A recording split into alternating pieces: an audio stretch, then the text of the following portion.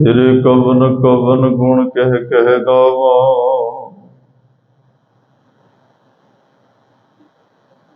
तू साहिब गुणी निधन।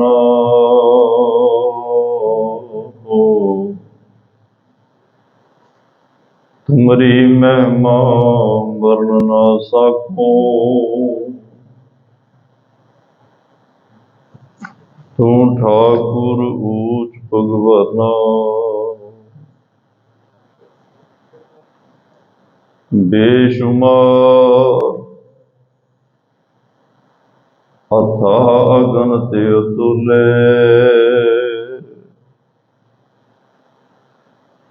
ज्यों बुलावो त्यों नानक दास बोले। अगम अगोचर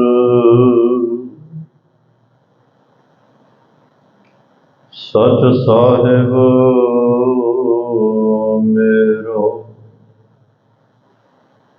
नानक बोले। बुलाया तेरा अगम अगोचर सच साहिब मेरो, नानक बोले। बुलाया तेरा।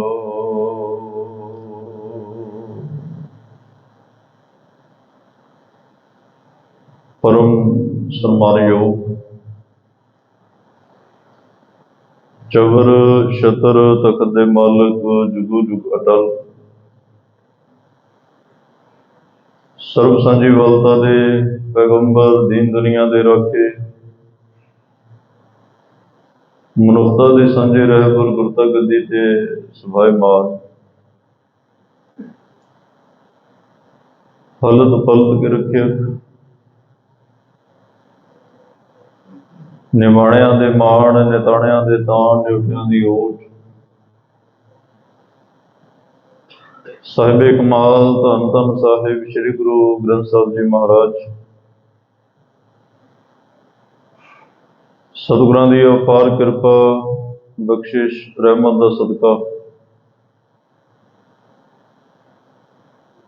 आपां सारियां नूं अमृत वेले गुरु दरबार दीयां हाजरियां भरन दा सुभाग समां प्राप्त होया। वडभागे हो।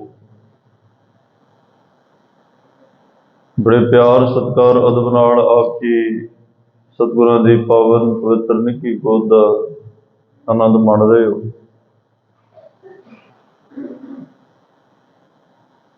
बड़ी एकाग्रता विच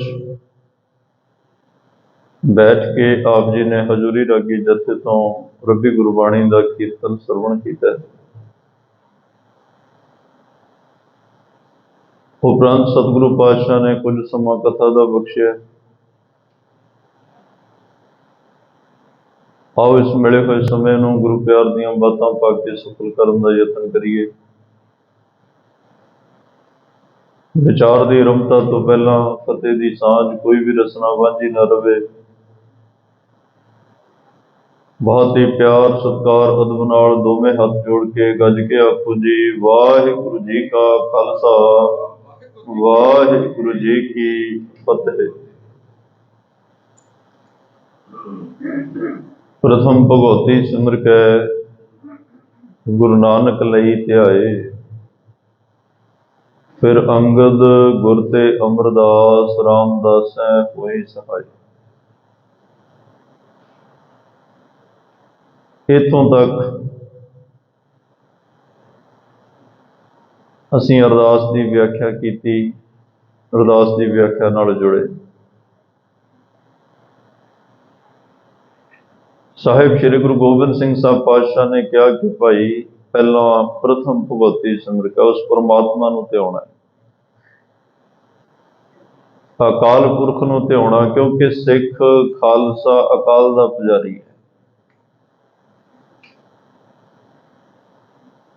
सानू उस अकाल पुरख नाल जोड़े है, उस अकाल पुरख की सहायता मंगनी है। ਸਾਰੇ ਧਰਮ ਸਤਿਕਾਰਯੋਗ ਨੇ। ਅਲੱਗ-ਅਲੱਗ ਧਰਮਾਂ ਵਿੱਚ ਅਲੱਗ-ਅਲੱਗ ਸਿਧਾਂਤ ਦਿੱਤੇ ਜਾਂਦੇ ਆ। ਕੋਈ ਇਹ ਸਿਧਾਂਤ ਦੇ ਰਿਹਾ ਕਿ ਭਾਈ ਕੋਈ ਔਖ ਸੌਖ ਆਵੇ, ਤੁਸੀਂ ਇਹਨਾਂ ਅੱਗੇ ਅਰਦਾਸ ਕਰਨੀ ਹੈ।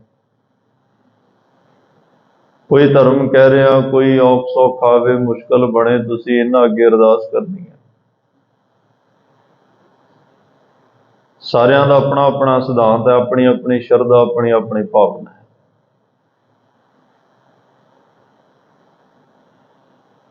ਲੇਕਿਨ ਸਾਹਿਬ ਸ੍ਰੀ ਗੁਰੂ ਗੋਬਿੰਦ ਸਿੰਘ ਮਹਾਰਾਜ ਨੇ ਕਿਹਾ ਸਭ ਤੋਂ ਪਹਿਲਾਂ ਪ੍ਰਮਾਤਮਾ ਨੂੰ ਧਿਆਉਣਾ, ਅਕਾਲ ਨੂੰ ਧਿਆਉਣਾ ਹੈ। ਸਾਰੇ ਮਤ ਇਸ ਗੱਲ ਤੇ ਨਹੀਂ ਆਉਂਦੇ ਕਿ ਸਭ ਤੋਂ ਪਹਿਲਾਂ ਉਸ ਪ੍ਰਮਾਤਮਾ ਦੀ ਓਟ ਲਈ ਜਾਵੇ।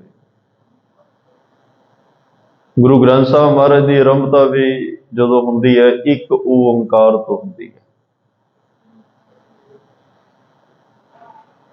ਦਸਮ ਪਾਤਸ਼ਾਹ ਦੀ ਪਾਵਨ ਬਾਣੀ ਪੜ੍ਹੋਗੇ, ਚਾਹੇ ਜਾਪ ਸਾਹਿਬ ਪੜ੍ਹ ਲਈਏ, ਚਾਹੇ ਤ੍ਰੈ ਪ੍ਰਸਾਦ ਸਵਈਏ ਪੜ੍ਹ ਲਈਏ, ਚਾਹੇ ਚੌਪਈ ਸਾਹਿਬ ਪੜ੍ਹ ਲਈਏ,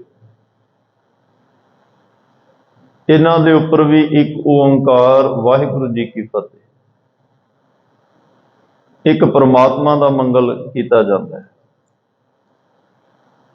ਅਰਦਾਸ ਦੀ ਆ ਜਿਹੜੀ ਪਹਿਲੀ ਪੌੜੀ ਦੀ ਆਪਾਂ ਵਿਚਾਰ ਕਰ ਰਹੇ ਹਾਂ, ਇਹ ਦਸਮ ਪਾਤਸ਼ਾਹ ਨੇ ਉਚਾਰੀ ਹੈ। ਚੰਡੀ ਦੀ ਵਾਰ ਜਿਹੜੀ ਬਾਣੀ ਹੈ ਉਹਦੀ ਆਰੰਭਤਾ ਦੀ ਪਹਿਲੀ ਪੌੜੀ ਹੈ।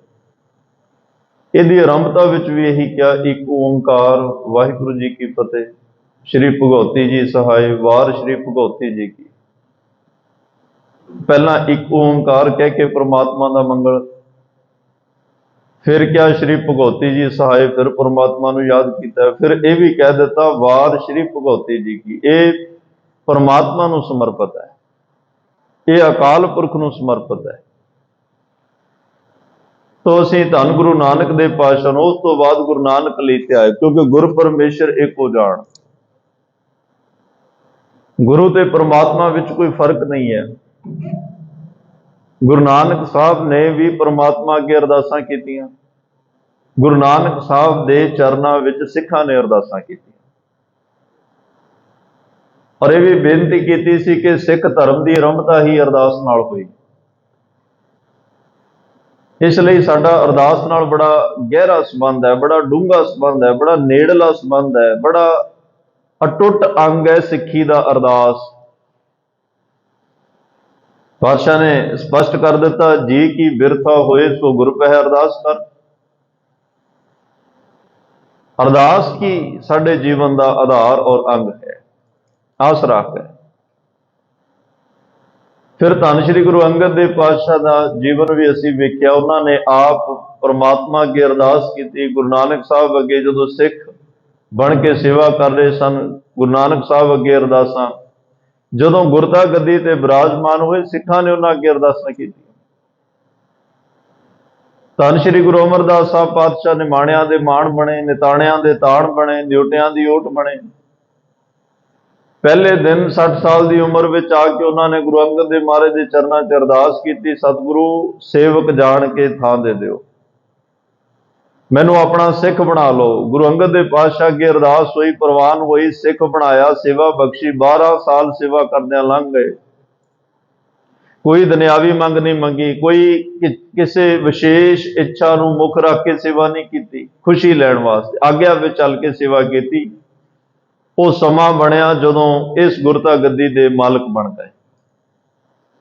ਫਿਰ ਬੇਅੰਤ ਗੁਰਸਿੱਖਾਂ ਨੇ 22 ਸਾਲ ਦਾ ਸਮਾਂ ਗੁਰਤਾ ਗੱਦੀ ਦਾ। ਬੜੇ ਗੁਰਸਿੱਖਾਂ, ਚਲੋ ਇੱਕ ਦਿਨ ਦੇ ਵਿੱਚ ਤਾਂ ਇਹ ਸਾਰਾ ਕੁਝ ਨਹੀਂ ਵਾਚਿਆ ਜਾਂਦਾ, ਸਿਰਫ ਇਸ਼ਾਰੇ ਹੁੰਦੇ ਆ ਕਿ ਬੇਅੰਤ ਸਿੱਖਾਂ ਨੇ ਗੁਰੂ ਅਮਰਦਾਸ ਪਾਤਸ਼ਾਹ ਦੇ ਚਰਨਾਂ 'ਚ ਵੀ ਅਰਦਾਸਾਂ ਕੀਤੀਆਂ। ਮੈਂ ਸਿਰਫ ਲੜੀ ਜੋੜਨ ਵਾਸਤੇ ਬੇਨਤੀ ਕਰ ਰਿਹਾ, ਤਾਂ ਕਿ ਆਪਾਂ ਅੱਜ ਧੰਨ ਸ਼੍ਰੀ ਗੁਰੂ ਅਰਜਨ ਦੇਵ ਮਹਾਰਾਜ ਦੇ ਚਰਨ ਪਰਸਣੇ ਆ, ਇੱਕ ਉਹ ਲੜੀ, ਇੱਕ ਉਹ ਲਿੰਕ ਜੁੜ ਜਾਏ।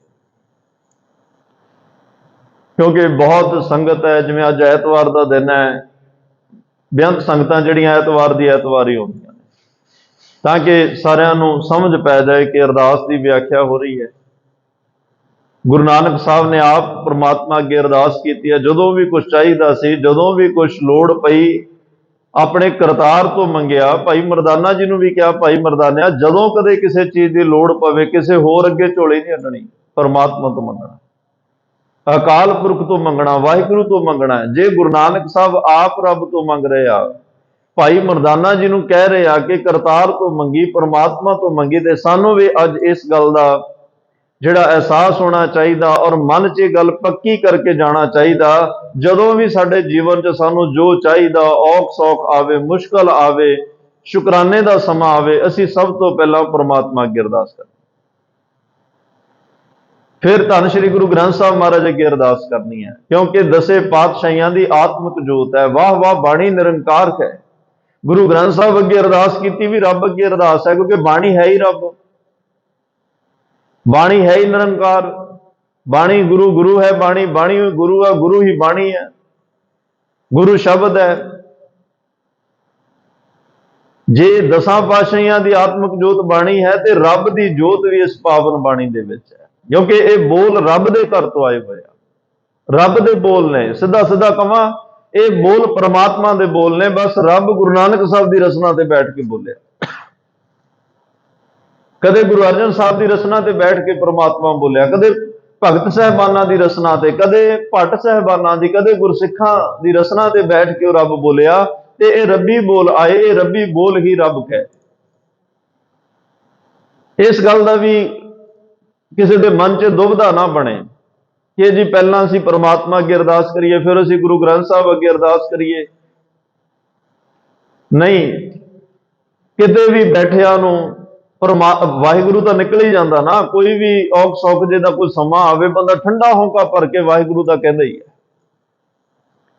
ਐਕਸੀਡੈਂਟ ਹੁੰਦਿਆਂ ਜੇ ਬਚਾਅ ਹੋ ਜਾਏ, ਕਿੱਡਾ ਹੀ ਨਾਸਤਕ ਬੰਦਾ, ਕੋਈ ਹਰੇ ਰਾਮ, ਕੋਈ ਮਾਈ ਗੋਡ, ਕੋਈ ਵਾਹਿਗੁਰੂ, ਕੋਈ ਸਤਨਾਮ ਵਾਹਿਗੁਰੂ, ਮਤਲਬ ਰਸਨਾ ਤੇ ਪਰਮਾਤਮਾ ਦਾ ਨਾਮ ਹੋ।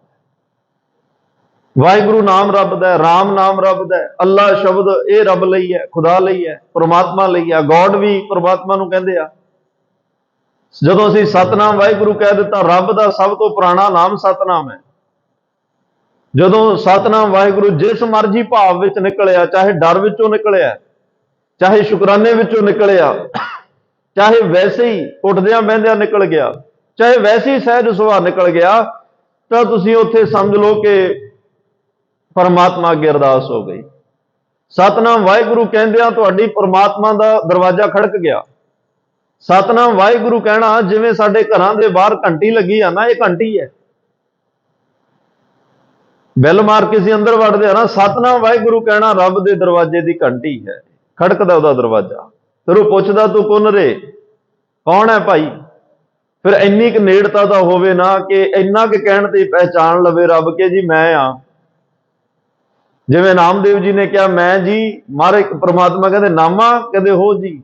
ਦੇਖੋ ਆਵਾਜ਼ ਤੋਂ ਹੀ ਪਹਿਚਾਣ ਲਿਆ। ਜਿੱਥੇ ਸਾਡੀ ਪਹਿਚਾਣ ਜ਼ਿਆਦਾ ਹੁੰਦੀ, ਉੱਥੇ ਨਾਂ ਥੋੜਾ ਦੱਸਦਿਆ ਮੈਂ ਕੌਣ ਆ। ਦਰਵਾਜ਼ਾ ਖੜਕਾਇਆ ਤੇ ਘਰ ਵਾਲੇ ਨੇ ਪੁੱਛਿਆ ਕੌਣ, ਆਪਾਂ ਕਹਿੰਦੇ ਮੈਂ ਆ। ਮੈਂ ਕਹਿਣ ਤੋਂ ਪਹਿਚਾਣ ਲੈਂਦਾ ਵੀ ਅੱਛਾ ਤੂੰ ਆ, ਜਾ। ਇੰਨੀ ਕੁ ਨੇੜਤਾ ਤਾਂ ਬਣਾ ਕੇ ਰੱਖੀਏ। ਇੰਨੀ ਨੇੜਤਾ ਅਰਦਾਸ ਨਾਲ ਬਣਨੀ ਹੈ। ਜਿੰਨੀ ਵੱਧ ਤੋਂ ਵੱਧ ਸਾਡੇ ਸਵਾਸਾਂ ਨਾਲ ਅਰਦਾਸ ਨਿਕਲੇਗੀ, ਉਨੀ ਹੀ ਸਾਡੀ ਰੱਬ ਨਾਲ, ਗੁਰੂ ਨਾਲ ਨੇੜਤਾ ਬਣਦੀ ਜਾਏਗੀ। ਔਰ ਪਿਛਲੇ ਦਿਨਾਂ 'ਚ ਵੀ ਬੇਨਤੀ ਕੀਤੀ ਕਿ ਇਹ ਨਾ ਸੋਚਣਾ ਵੀ ਜਿਹੜੀ ਆ ਗੁਟਕਾ ਸਾਹਿਬ ਤੇ ਅਰਦਾਸ ਹੈ, ਇਹੀ ਸਾਰੀ ਸਾਨੂੰ ਵਾਰ-ਵਾਰ ਕਰਨੀ ਪਏਗੀ। ਇਹ ਸਾਡੀ ਇੱਕ ਪੰਥਕ ਅਰਦਾਸ ਹੈ, ਅਸੀਂ ਗੁਰੂ ਗ੍ਰੰਥ ਸਾਹਿਬ ਮਹਾਰਾਜ ਦੇ ਸਨਮੁਖ ਹੋ ਕੇ ਕਰਦੇ ਹਾਂ। ਮੈਂ ਇਹ ਵੀ ਬੇਨਤੀ ਕਰੀ ਕਿ ਪਿਛਲੇ ਜਿਹੜੇ ਪ੍ਰਾਤਨ ਗੁਰਸਿੱਖ ਨੇ, ਇੰਨਾ ਜਿਹੜਾ ਸਮਾਂ ਉਹਨਾਂ ਤੇ ਆਉਂਦਾ ਸੀ, ਹਰ ਵੇਲੇ ਜੰਗਾਂ ਯੁੱਧਾਂ 'ਚ ਰਹਿਣਾ, ਵੱਡੇ ਘੱਲੂ ਘਾਰੇ 'ਚ ਹੁਣ ਇੰਨਾ ਵੱਡਾ ਅਬਦਾਲੀ ਦਾ ਘੇਰਾ ਪਿਆ ਹੋਇਆ, ਉੱਥੇ ਅਰਦਾਸ, ਉੱਥੇ ਹੁਣ ਅਰਦਾਸ ਕੀ ਹੋਈ ਕਿ ਧੰਨ ਸ਼੍ਰੀ ਗੁਰੂ ਗ੍ਰੰਥ ਸਾਹਿਬ ਮਹਾਰਾਜ, ਧੰਨ ਗੁਰੂ ਨਾਨਕ ਸਾਹਿਬ, ਗੁਰੂ ਗੋਬਿੰਦ ਸਿੰਘ ਪਾਤਸ਼ਾਹ, ਸਾਰੇ ਗੁਰੂ ਸਾਹਿਬਾਨਾਂ ਨੂੰ ਯਾਦ ਕੀਤਾ, ਪਰਮਾਤਮਾ ਨੂੰ ਇੰਨਾ ਹੀ ਕਿਹਾ ਸੀ, ਜੇ ਪੰਥ ਕੀ ਰਹੇਗੀ ਤਾਂ ਗ੍ਰੰਥ ਕੀ ਰਹੇਗੀ। ਜੇ ਗ੍ਰੰਥ ਹੀ ਨਾ ਰਹਾ ਤਾਂ ਪੰਥ ਕੌਣ ਮਾਨੇਗਾ, ਜੇ ਪੰਥ ਹੀ ਨਾ ਰਹਾ ਤਾਂ ਗ੍ਰੰਥ ਕੌਣ ਮਾਨੇਗਾ। ਮਹਾਰਾਜ ਅੱਜ ਪੰਥ ਬਚੇਗਾ ਤਾਂ ਹੀ ਗੁਰੂ ਗ੍ਰੰਥ ਸਾਹਿਬ ਦੀ ਸੇਵਾ ਅਸੀਂ ਕਰ ਸਕਾਂਗੇ ਨਾ। ਅੱਜ ਇੰਨੀ ਵੱਡੀ ਕਤਲੋਗਾਰਤ ਹੋਈ, ਜੇ ਪੰਥ ਹੀ ਨਾ ਬਚਿਆ, ਕੱਲ ਗੁਰੂ ਗ੍ਰੰਥ ਸਾਹਿਬ ਨੂੰ ਉਹ ਮਹਾਰਾਜ ਦੀ ਸੇਵਾ ਕਰਨ ਵਾਲਾ ਜਾਂ ਮੰਨਣ ਵਾਲਾ ਕੌਣ ਹੋਏਗਾ। ਕਿੰਨੀ ਸੰਖੇਪ ਅਰਦਾਸ ਹੈ। ਬਾਬਾ ਅਜੀਤ ਸਿੰਘ ਸਾਹਿਬ ਜਦੋਂ ਚਮਕੌਰ ਦੀ ਗੜੀ ਵਿੱਚ ਜਾ ਰਹੇ ਆ, ਉੱਥੇ ਅਰਦਾਸ ਕਰਕੇ ਗਏ ਆ ਲੇਕਿਨ ਅਰਦਾਸ ਕੀ ਸੀ? ਬੜੀ ਸੰਖੇਪ ਸ਼ਬਦਾਂ 'ਚ ਅਰਦਾਸ ਹੋਈ ਆ, ਪਾਤਸ਼ਾਹ ਬਸ ਚੱਲਿਆ, ਸਿਰ ਤੇ ਹੱਥ ਰੱਖਿਓ। ਗੁਰੂ ਗੋਬਿੰਦ ਸਿੰਘ ਪਾਤਸ਼ਾਹ ਨੇ ਕਿਹਾ, ਗੁਰੂ ਨੂੰ ਯਾਦ ਰੱਖੀ, ਤੇਰੀ ਮੈਦਾਨ 'ਚ ਫਤਿਹ ਹੋਏਗੀ। ਬੜਾ ਸੰਖੇਪ, ਬੜੇ ਥੋੜੇ ਸ਼ਬਦਾਂ 'ਚ ਹੋਇਆ।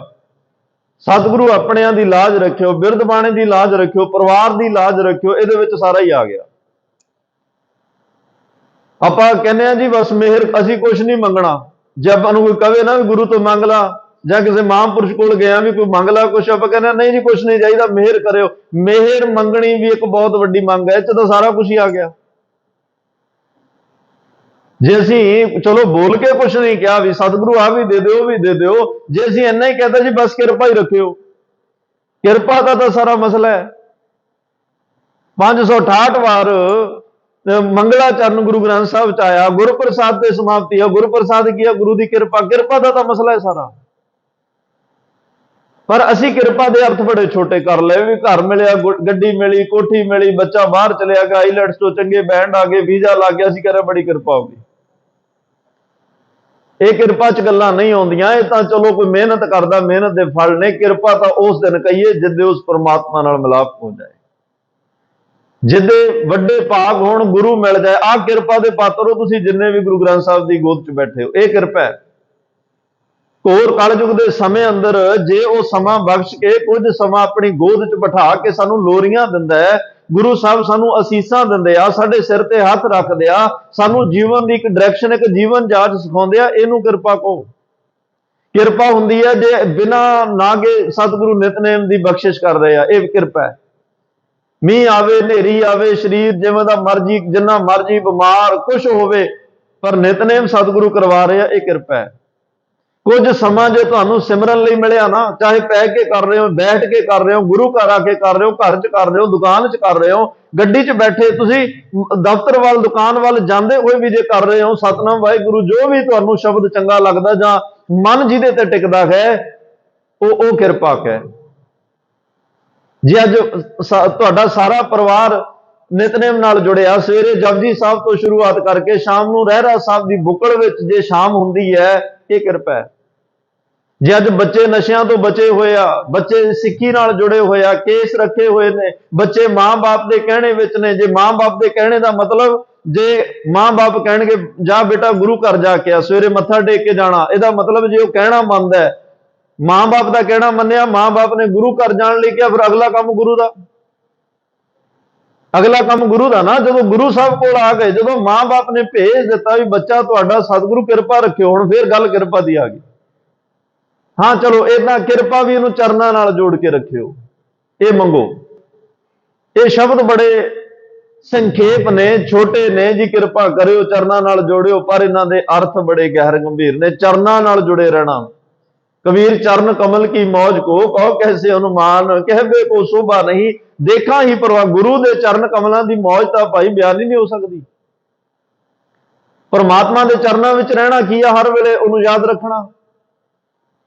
ਪਰਸੋਂ ਸ਼ਾਇਦ ਬੇਨਤੀ ਕੀਤੀ ਸੀ ਕਿ ਜਪ ਜੀਵਾਂ ਪ੍ਰਭ ਚਰਨ ਤੁਮਾਰੇ, ਇਹ ਸ਼ਰਨ ਹੈ ਗੁਰੂ ਦੀ। ਸਾਨੂੰ ਤਾਂ ਇਹ ਸੀ ਕਿ ਅਸੀਂ ਰੋਟੀ ਪਾਣੀ ਖਾਂਦੇ ਆ ਤਾਂ ਜਿਉਂਦੇ ਰਹਿ ਸਕਦੇ ਆ, ਕੋਈ ਚੰਗੀ ਹੈਲਦੀ ਡਾਈਟ ਖਾਵਾਂਗੇ ਤਾਂ ਅਸੀਂ ਜਿਉਂਦੇ ਰਹਿ ਸਕਾਂਗੇ, ਕੋਈ ਹੋਰ ਅਸੀਂ ਬੋਰਨਵੀਟਾ ਜਾਂ ਜੋ ਬੜਾ ਕੁਝ ਅੱਜ ਟੌਨਿਕ ਚੱਲਦੇ ਨੇ, ਜਿਹੜੇ ਤੰਦਰੁਸਤੀ ਦੀ ਗੱਲ ਕਰਦੇ ਆ, ਤੇ ਬੰਦੇ ਨੂੰ ਲੱਗਦਾ ਵੀ ਜੇ ਇਹ ਮੈਂ ਖਾਵਾਂ ਤਾਂ ਜਿਉਂਦਾ ਰਹਿ ਸਕਦਾ, ਜਾਂ 3.5 ਮਣ ਦਿਓਰੀ ਚੱਲੇ ਪਾਣੀ ਅੰਨ, ਇਹ ਸਰੀਰ ਚੱਲਣਾ ਅੰਨ ਪਾਣੀ ਨਾਲ ਹੈ। ਪਰ ਜਿਹੜੇ ਗੁਰਮੁਖ ਜਨ ਨੇ ਉਹ ਕਹਿੰਦੇ ਆ ਜਪ ਜੀਵਾਂ ਪ੍ਰਭ ਚਰਨ ਤੁਮਾਰੇ, ਮੈਂ ਤਾਂ ਜਿਉਣਾ ਜੇ ਤੇਰੇ ਚਰਨਾਂ ਨਾਲ ਜੁੜਿਆ, ਜੇ ਮੈਂ ਤੈਨੂੰ ਜਪ ਰਿਹਾ, ਜੇ ਮੇਰੀ ਸਿਮਰਤੀ ਵਿੱਚ ਤੇਰਾ ਨਾਮ ਹੈ, ਜੇ ਮੇਰੀ ਸਿਮਰਤੀ ਤੇਰਾ ਨਾਮ ਨਹੀਂ, ਮੇਰੀ ਮੌਤ ਹੈ, ਆਤਮਿਕ ਮੌਤ ਹੈ ਮੇਰੀ। ਇਸ ਤਨ ਨੂੰ ਜਿਉਂਦੇ ਰੱਖਣ ਲਈ ਬਾਹਰਲੀ ਖੁਰਾਕ ਦੀ, ਅੰਨ ਪਾਣੀ ਜੋ ਸਾਡੇ ਲਈ ਬਣਿਆ ਉਹਦੀ ਲੋੜ ਹੈ, ਤੇ ਆਤਮਿਕ ਜੀਵਨ ਨੂੰ ਜਿਉਂਦੇ ਰੱਖਣ ਵਾਸਤੇ ਪ੍ਰਮਾਤਮਾ ਦੇ ਸਿਮਰਨ ਦੀ ਲੋੜ ਹੈ। ਉਹਨੂੰ ਯਾਦ ਰੱਖਣਾ ਇਹ ਲੋੜ ਹੈ। ਸਤਿਨਾਮ ਵਾਹਿਗੁਰੂ ਕਹਿਣਾ ਵੀ ਯਾਦ ਹੈ, ਔਰ ਸਤਿਨਾਮ ਵਾਹਿਗੁਰੂ ਕਹਿਣਾ ਵੀ ਅਰਦਾਸ ਹੈ। ਪਰਮਾਤਮਾ ਕਿਰਪਾ ਕਰੀ, ਇਹ ਸਿਮਰਨ ਵੀ ਹੈ, ਇਹ ਅਰਦਾਸ ਵੀ ਹੈ। ਧੰਨ ਗੁਰੂ ਨਾਨਕ ਸਾਹਿਬ ਬਿਰਧ ਬਾਣੀ ਦੀ ਲਾਜ ਰੱਖਿਓ, ਇਹ ਸਿਮਰਨ ਵੀ ਹੈ, ਇਹ ਅਰਦਾਸ ਵੀ ਹੈ। ਵਾਹਿਗੁਰੂ ਤੇਰਾ ਸ਼ੁਕਰਾਨਾ ਹੈ, ਇਹ ਸਿਮਰਨ ਵੀ ਹੈ, ਇਹ ਅਰਦਾਸ ਵੀ ਹੈ। ਸਾਨੂੰ ਤਾਂ ਫਤਿਹ ਵੀ ਮਹਾਰਾਜ ਨੇ ਇਸੇ ਲਈ ਬਖਸ਼ਿਸ਼ ਕੀਤੀ ਆ ਕਿ ਭਾਈ ਦੋ ਵਾਰ ਜਦੋਂ ਵਾਹਿਗुरु जी का खालसा कहेगा, वाहिगुरु जी की फतेह कहेगा, वाहिगुरु कहने नाल सिमरन हो गया। और फतेह समर्पणता की भावना है। ਜਦੋਂ कहता वाहिगुरु जी का खालसा समर्पण है, एक दा रब याद आ गया, एक ये एहसास हो गया भी ਅਸੀਂ तेरे हाँ, ये पंथ तेरा, ਅਸੀਂ ਸਾਡੇ ਸਾਰੇ ਤੁਹਾਡੇ ਆਂ। बस एक गल का ख्याल रखा करो कि फतेह बुला के ਜਿਹਦੀ फतेह विच ਜਿਹਨੂੰ ਅਸੀਂ याद किया, रब ਨੂੰ याद किया ना, वाहिगुरु जी का खालसा वाहिगुरु जी की फतेह क्या ना। जे फतेह बुला के ਅਸੀਂ किते बैठन लगे हाँ, किसी गुरसिख कोले बैठन लगे हाँ, उत्थे फिर गल्लां भी वाहिगुरु दियां ही होण। ਇਹ ना होवे बस फतेह जिवें ਅਸੀਂ कलाकारां ਨੂੰ ਵੇਖਦੇ ਹਾਂ, ਪਹਿਲਾਂ ਜਿਹੜਾ ਮੰਗਲ ਕਰਦੇ ਆ परमात्मा ਨੂੰ ਤੇ ਆਉਂਦੇ, ਬਾਅਦ ਵਿੱਚ ਦੂਜੇ ਗਾਣੇ ਸ਼ੁਰੂ ਹੋ ਜਾਂਦੇ ਆ। ਇਹ ਨਾ ਹੋਵੇ ਵੀ ਫਤਿਹ ਤੋਂ ਗੱਲ ਸ਼ੁਰੂ ਹੋਵੇ ਤੇ ਬਾਅਦ ਵਿੱਚ ਗੱਲਾਂ ਸੰਸਾਰ ਦੀਆਂ ਚੱਲ ਪੈਣ। ਫਤਿਹ 'ਚ ਜਿਹਨੂੰ ਯਾਦ ਕੀਤਾ, ਕੋਸ਼ਿਸ਼ ਕਰੋ ਜਿੰਨਾ ਸਮਾਂ ਬਹਿਣਾ, ਕਿਤੇ ਨਾ ਕਿਸੇ ਨਾ ਕਿਸੇ ਗੱਲ ਵਿੱਚ ਜਿਹੜਾ ਰੱਬ ਦਾ ਜ਼ਿਕਰ ਜ਼ਰੂਰ ਹੋਵੇ। परमात्मा ਦਾ ਬੜੇ ਗਹਿਰੇ ਅਰਥ ਨੇ ਹਰ ਗੱਲ ਦੇ, ਬੜੀ ਗਹਿਰ ਗੰਭੀਰਤਾ ਹੈ ਹਰ ਗੱਲ ਵਿੱਚ। ਸਤਿਗੁਰੂ ਨੇ ਬੇਅੰਤ ਬਖਸ਼ਿਸ਼ਾਂ ਸਾਡੇ ਤੇ ਕੀਤੀਆਂ। ਖੈਰ ਗੱਲ ਮੈਂ ਆਪਣੀ ਗੱਲ ਤੇ ਆਉਣਾ ਚਾਹੁੰਦਾ। ਦੇਖੋ ਅਸੀਂ ਗੁਰੂ ਨਾਨਕ ਸਾਹਿਬ ਅੱਗੇ ਅਰਦਾਸ ਕੀਤੀ ਤੇ ਗੁਰੂ ਗੋਬਿੰਦ ਸਿੰਘ ਪਾਤਸ਼ਾਹ ਨੇ ਕਿਹਾ ਕਰੋ, ਗੁਰੂ ਨਾਨਕ ਸਾਹਿਬ ਦੀ ਸਹਾਇਤਾ ਮੰਗੋ, ਗੁਰੂ ਨਾਨਕ ਸਾਹਿਬ ਨੂੰ ਧਿਆਓ। ਧਿਆਉਣਾ ਮਤਲਬ ਧਿਆਨ ਵਿੱਚ ਰੱਖੋ, ਸਾਡੀ ਸਿਮਰਤੀ ਵੀ ਸਾਡੀ ਯਾਦ ਵਿੱਚ ਹੋਵੇ। ਬੜੀਆਂ ਗੱਲਾਂ ਇਹੋ ਜਿਹੀਆਂ ਨੇ ਜਿਹੜੀਆਂ ਅਸੀਂ ਨਹੀਂ ਵੀ ਯਾਦ ਕਰਦੇ, ਲੇਕਿਨ ਯਾਦ ਵਿੱਚ ਨੇ, ਚੇਤੇ ਵਿੱਚ ਨੇ, ਨਿਕਲਦੀਆਂ ਨਹੀਂ। ਤੇ ਜੇ ਐਵੇਂ ਦੀ ਸਿਮਰਤੀ ਵਿੱਚ ਗੁਰੂ ਨਾਨਕ ਦੀ ਯਾਦ ਆ ਜਾਏ, ਪਰਮਾਤਮਾ ਦੀ ਯਾਦ ਆ ਜਾਏ, ਵਾਹਿਗੁਰੂ ਦੀ ਯਾਦ ਆ ਜਾਏ, ਤੇ ਕਿੰਨਾ ਸੋਹਣਾ ਜੀਵਨ ਹੋ ਸਕਦਾ, ਕਿੰਨਾ ਵਧੀਆ ਜੀਵਨ ਹੋ ਸਕਦਾ। ਗੁਰੂ ਨਾਨਕ ਲਈ ਧਿਆਏ, ਫਿਰ ਅੰਗਦ ਗੁਰ ਤੇ ਅਮਰਦਾਸ। ਅਸੀਂ ਗੁਰੂ ਅੰਗਦ ਦੇ ਪਾਤਸ਼ਾਹ, ਗੁਰੂ ਅਮਰਦਾਸ ਪਾਤਸ਼ਾਹ, ਰਾਮਦਾਸਾਂ ਹੋਏ ਸਹਾਏ। ਗੁਰੂ ਰਾਮਦਾਸ ਪਾਤਸ਼ਾਹ ਵੀ ਹਰ ਵੇਲੇ ਸਹਾਇਤਾ ਕਰਦੇ ਆ, ਹਰ ਥਾਂ ਤੇ ਸਹਾਇਤਾ ਕਰਦੇ ਆ। ਉਹ ਹਰ ਦੇਸ਼ ਸਰਬਕਾਲੀ ਸਰਬਦੇਸੀ, ਕਿਸੇ ਵੀ ਦੇਸ਼ ਵਿੱਚ ਹੋਈਏ, ਕੋਈ ਵੀ ਸਮਾਂ ਹੋਵੇ 24 ਘੰਟਿਆਂ 'ਚ, ਤੇ ਜਿੰਨਾ ਇਹ ਵੱਡਾ ਸੰਸਾਰ ਹੈ, ਕਿਸੇ ਵੀ ਸੰਸਾਰ ਦੇ ਕਿਸੇ ਕੋਨੇ 'ਚ ਹੋਈਏ, ਕਿਸੇ ਕੰਟਰੀ ਦੇਸ਼ ਵਿੱਚ ਹੋਈਏ, ਗੁਰੂ ਰਾਮਦਾਸ ਪਾਤਸ਼ਾਹ ਨੂੰ ਧਿਆਇਓ। ਗੁਰੂ ਗੋਬਿੰਦ ਸਿੰਘ ਸਾਹਿਬ ਮਹਾਰਾਜ ਕਹਿੰਦੇ ਉਹ ਸਹਾਇਤਾ ਕਰਨਗੇ, ਉਹ ਸਹਾਇਤਾ ਕਰਨਗੇ, ਤੁਹਾਡੇ ਅੰਗ ਸੰਗ ਹੋ ਕੇ ਵਰਤਣਗੇ। ਜਿੰਨਾ ਗੁਰੂ ਰਾਮਦਾਸ ਮਹਾਰਾਜ ਦੇ ਚਰਨਾਂ 'ਚ ਅਰਦਾਸ। ਬਾਬਾ ਆਦਮ ਆਉਂਦਾ ਮਾਲਵੇ ਚੋਂ, 70-72 ਸਾਲ ਦੀ ਉਮਰ ਹੈ। ਸੇਵਾ 'ਚ ਮੀਆਂ ਬੀਬੀ ਲੱਗ ਜਾਂਦੇ ਆ। ਪਰਿਵਾਰ ਘਰੋਂ ਬੜਾ ਤਕੜਾ, ਅਮੀਰ ਬਹੁਤ ਹੈ, ਘਰੇ ਕੋਈ ਕਿਸੇ ਗੱਲ ਦੀ ਕਮੀ ਵੀ ਨਹੀਂ ਹੈ, ਲੇਕਿਨ ਔਲਾਦ ਕੋਈ ਨਹੀਂ ਸੀ। ਚਲੋ ਭਾਈ ਗੁਰਦਾਸ ਜੀ ਨੇ ਕਿਹਾ ਕਿ ਗੁਰੂ ਨਾਨਕ ਸਾਹਿਬ ਦੇ ਚਰਨਾਂ ਜਾਓ, ਤੁਹਾਡੀ ਝੋਲੀ ਭਰੇਗੀ। ਉੱਥੇ ਸੇਵਾ ਕੀਤੀ। ਸੇਵਾ ਤੋਂ ਬਾਅਦ ਗੁਰੂ ਰਾਮਦਾਸ ਮਹਾਰਾਜ ਨੇ ਪੁੱਛਿਆ, ਭਾਈ ਦੱਸੋ ਕੀ ਚਾਹੀਦਾ, ਤੁਸੀਂ ਸੇਵਾ ਕੀਤੀ ਆ, ਕੋਈ ਮੰਗ? 2 ਦਿਨ ਹੋ ਗਏ, ਕੁਛ ਨਹੀਂ ਮੰਗਿਆ। ਤੀਜੇ ਦਿਨ ਬਾਬਾ ਆਦਮ ਜੀ ਦੀ ਘਰ ਵਾਲੀ ਨੇ ਸੰਗਤ ਵਿੱਚ ਖੜੇ ਹੋ ਕੇ ਕਿਹਾ, ਮਹਾਰਾਜ ਆਏ ਤਾਂ ਪੁੱਤਰ ਦੀ ਕਾਮਨਾ ਲਈ ਸੀ, ਪਰ ਬਾਕੀ ਜੋ ਤੁਹਾਡਾ ਮਨ ਹੈ ਦੇਖ ਲਓ। ਸਤਿਗੁਰੂ ਨੇ ਸਿੱਖੀ, ਆਪਦਾ ਮਨ ਤਾਂ ਇਹ ਸੀ ਵੀ ਸਿੱਖੀ ਦਵਾਂ, ਨਾਮ ਦਵਾਂ, ਉਹ ਵੀ ਦਿੱਤਾ। ਤੇ ਉਹਨਾਂ ਨੂੰ ਕਿਹਾ, ਜਾਓ, ਤੁਹਾਡੇ ਘਰ ਪੁੱਤਰ ਵੀ ਰੱਬ ਦੇਗਾ, ਤੁਹਾਨੂੰ ਪੁੱਤਰ ਦੀ ਦਾਤ ਵੀ ਪ੍ਰਮਾਤਮਾ ਦੇਗਾ। ਤੇ ਪੁੱਤਰ ਦੀ ਦਾਤ ਭਾਈ ਭਗਤੂ, ਉਹਦਾ ਨਾਂ ਕਿਹਾ ਭਾਈ ਭਗਤਾ ਜੀ ਰੱਖਣਾ। ਭਾਈ ਭਗਤੂ, ਭਾਈ ਕਾ ਭਗਤਾ। ਜਦੋਂ ਬਰਨਾਲੇ ਤੋਂ ਅਸੀਂ ਬਾਜੇਖਾਨੇ ਨੂੰ ਜਾਂਦੇ, ਰਾਹ ਚ ਆਉਂਦਾ ਇੱਕ ਕਸਬਾ, ਇਹ ਭਾਈ ਆਦਮ ਦੇ ਪੁੱਤਰ ਦੇ ਨਾਂ ਤੇ ਵਸਿਆ। ਗੁਰੂ ਰਾਮਦਾਸ ਤੋਂ ਮੰਗਿਆ। ਬਾਬੇ ਟੋਡਰਮਲ ਦੇ ਪਰਿਵਾਰ ਨੂੰ ਅਮੀਰੀ ਦੇ ਰਹੇ ਆ। ਭਾਈ ਸੋਮਾ ਜੇਲਮ ਦੇ ਇਲਾਕੇ ਚੋਂ ਆਉਂਦਾ, ਮਾਂ ਪੁੱਤ ਦੋਨੇ ਆਏ, ਗਰੀਬ ਬਹੁਤ ਨੇ। ਗੁਰੂ ਰਾਮਦਾਸ ਪਾਤਸ਼ਾਹ ਦੀ ਦੁਕਾਨ ਤੇ ਜਾ ਕੇ ਕਹਿੰਦੇ, ਭਾਈ ਮੰਗੋ। ਨੇ ਕਿਹਾ, ਮਹਾਰਾਜ ਬਸ ਜੋ ਤੁਹਾਨੂੰ ਚੰਗਾ ਲੱਗਦਾ ਦੇ ਦਿਓ। ਸੋਮੇ ਨੂੰ ਸੋਮਾ ਸ਼ਾਹ ਬਣਾ ਦਿੱਤਾ, ਸ਼ਾਹੂਕਾਰਾ ਬਖਸ਼ ਦਿੱਤਾ। ਅੱਜ ਵੀ ਭਾਈ ਸੋਮੇ ਦੀ ਅੰਸ ਮੰਸ ਵਿੱਚ ਉਹ ਸ਼ਾਹ ਪਣਾ ਉਦਾਂ ਹੀ ਚੱਲਦਾ ਆ ਰਿਹਾ। ਜਿੰਨੇ ਵੀ ਸੰਸਾਰ ਵਿੱਚ ਜਿੱਥੇ ਜਿੱਥੇ ਵੀ ਇਹ ਪਰਿਵਾਰ ਬੈਠਾ, ਪਹਿਲਾ ਸ਼ਾਹ, ਜਿਵੇਂ ਭਾਈ ਮੇਜਰ ਸ਼ਾਹ ਸਿੰਘ, ਸ਼ਾਹ ਪਹਿਲਾਂ ਸਿੰਘ ਬਾਅਦ ਚ ਲੱਗਦਾ। 10ਵੇਂ ਪਾਤਸ਼ਾਹ ਵੇਲੇ ਇਹਨਾਂ ਨੇ ਅੰਮ੍ਰਿਤ ਛਕ ਲਿਆ। ਇਹ ਗੁਰੂ ਰਾਮਦਾਸ ਦੀਆਂ ਵਡਿਆਈਆਂ, ਉਹਨਾਂ ਨੇ ਬਖਸ਼ਿਸ਼ਾਂ ਰਹਿਮਤਾਂ ਕੀਤੀਆਂ। ਜਿਹਨੇ ਜੋ ਮੰਗਿਆ ਉਹੀ ਦਾਤ ਸਤਿਗੁਰੂ ਨੇ ਦਿੱਤੀ। ਔਰ ਅਸੀਂ ਕੀ ਮੰਗਣਾ, ਇਹ ਸਾਨੂੰ ਮੰਗਣਾ ਗੁਰੂ ਰਾਮਦਾਸ ਪਾਤਸ਼ਾਹ ਨੇ ਸਿਖਾਇਆ। ਰਹਿਰਾਸ ਸਾਹਿਬ ਵਿੱਚ ਰੋਜ਼ ਪੜ੍ਹਦੇ ਆ, ਹਰ ਕੇ ਜਨ ਸਤਿਗੁਰ ਸਤਿਪੁਰਖਾ, ਬਿਨੋ ਕਰੋ ਗੁਰ ਪਾਸ, ਹਮ ਕੀਰੇ ਕਿਰਮ ਸਤਿਗੁਰ ਸਰਨਾਈ, ਕਰ ਦਇਆ ਨਾਮ ਪ੍ਰਗਾਸ ਪਾਤਸ਼ਾਹ। ਅਸੀਂ ਤੇਰੇ ਚਰਨਾਂ 'ਚ ਬੇਨਤੀ, ਨਿਮਰਤਾ ਭਾਵ ਵਿੱਚ ਬੇਨਤੀ ਕਰ ਰਹੇ ਹਾਂ, ਮਿਹਰ ਕਰੋ, ਅਸੀਂ ਤੁਹਾਡੇ ਦਰ ਦੇ। ਹਮ ਕੀਰੇ ਕਿਰਮ, ਅਸੀਂ ਕੀੜੇ ਮਕੌੜੇ ਹਾਂ। ਹਮ ਕੀਰੇ ਕਿਰਮ ਸਤਿਗੁਰ ਸਰਨਾਈ, ਕਰ ਦਇਆ ਨਾਮ ਪ੍ਰਗਾਸ। ਜੇ ਗੁਰੂ ਦੇ ਚਰਨਾਂ 'ਚ ਸਬੱਬ ਬਣੇ ਅਰਦਾਸ ਕਰਨ ਦਾ, ਇੰਨੀ ਨਿਮਰਤਾ ਵਿੱਚ ਅਰਦਾਸ ਕਰੋ ਕਿ ਸਤਿਗੁਰੂ ਮੇਰੀ ਪਾਇਆ ਇੱਕ ਗਲੀ ਦੇ ਕੀੜੇ ਮਕੌੜੇ ਤੋਂ ਵੱਧ ਨਹੀਂ, ਪਰ ਤੂੰ ਮਨੁੱਖਾ ਜਾਮਾ ਦਿੱਤਾ ਹੈ, ਇਸ ਲਈ ਮੈਂ ਤੇਰੇ ਚਰਨਾਂ ਵਿੱਚ ਆ ਕੇ ਅਰਦਾਸ ਕਰਦਾ, ਮੈਨੂੰ ਨਾਮ ਦੀ ਦਾਤ ਦੇ ਦਿਓ, ਮੈਨੂੰ ਸਿੱਖੀ ਦੀ ਦਾਤ ਦੇ ਦਿਓ, ਮੈਨੂੰ ਅੱਠੇ ਪਹਿਰ ਆਪ ਜੀ ਦਾ ਨਾਮ ਚੇਤੇ ਆਵੇ। ਇਹ ਅਰਦਾਸ ਹੈ। ਇਹਦੇ ਲਈ ਪਹਿਲਾਂ ਸਾਨੂੰ ਆਪ ਜਿਹੜਾ ਤਿਆਰ ਹੋਣਾ ਪਏਗਾ। ਗੁਰੂ ਨੇ ਵੀ ਕਿਰਪਾ ਤਾਂ ਕਰਨੀ ਹੈ ਜੇ ਅਸੀਂ ਆਪ ਆਪਣੇ ਤੇ ਪਹਿਲਾਂ ਕਿਰਪਾ ਕਰਾਂਗੇ। ਹੁਣ ਸੁੱਤੇ ਪਿਆਂ ਤੇ ਤਾਂ ਹੋਣੀ ਨਹੀਂ ਨਾ ਵੀ ਆਪਾਂ ਅੰਮ੍ਰਿਤ ਵੇਲਾ ਬਣਾ ਸੰਭਾਲੀਏ, ਗੁਰੂ ਕੋਲ ਬਣਾਈਏ ਤੇ ਐਵੇਂ ਕਹੀ ਜਾਈਏ ਬਸ ਜਦੋਂ ਗੁਰੂ ਕਿਰਪਾ ਕਰੇਗਾ। ਜਦੋਂ ਅਸੀਂ ਸਾਰੇ ਕੰਮ ਆਪਣੇ ਦੁਨਿਆਵੀ ਕਰਨ ਵਾਸਤੇ ਉਦਮ ਕਰਦੇ ਹਾਂ, ਮੰਜੇ ਤੇ ਪਿਆ ਤਾਂ ਕੁਝ ਨਹੀਂ ਨਾ ਹੁੰਦਾ।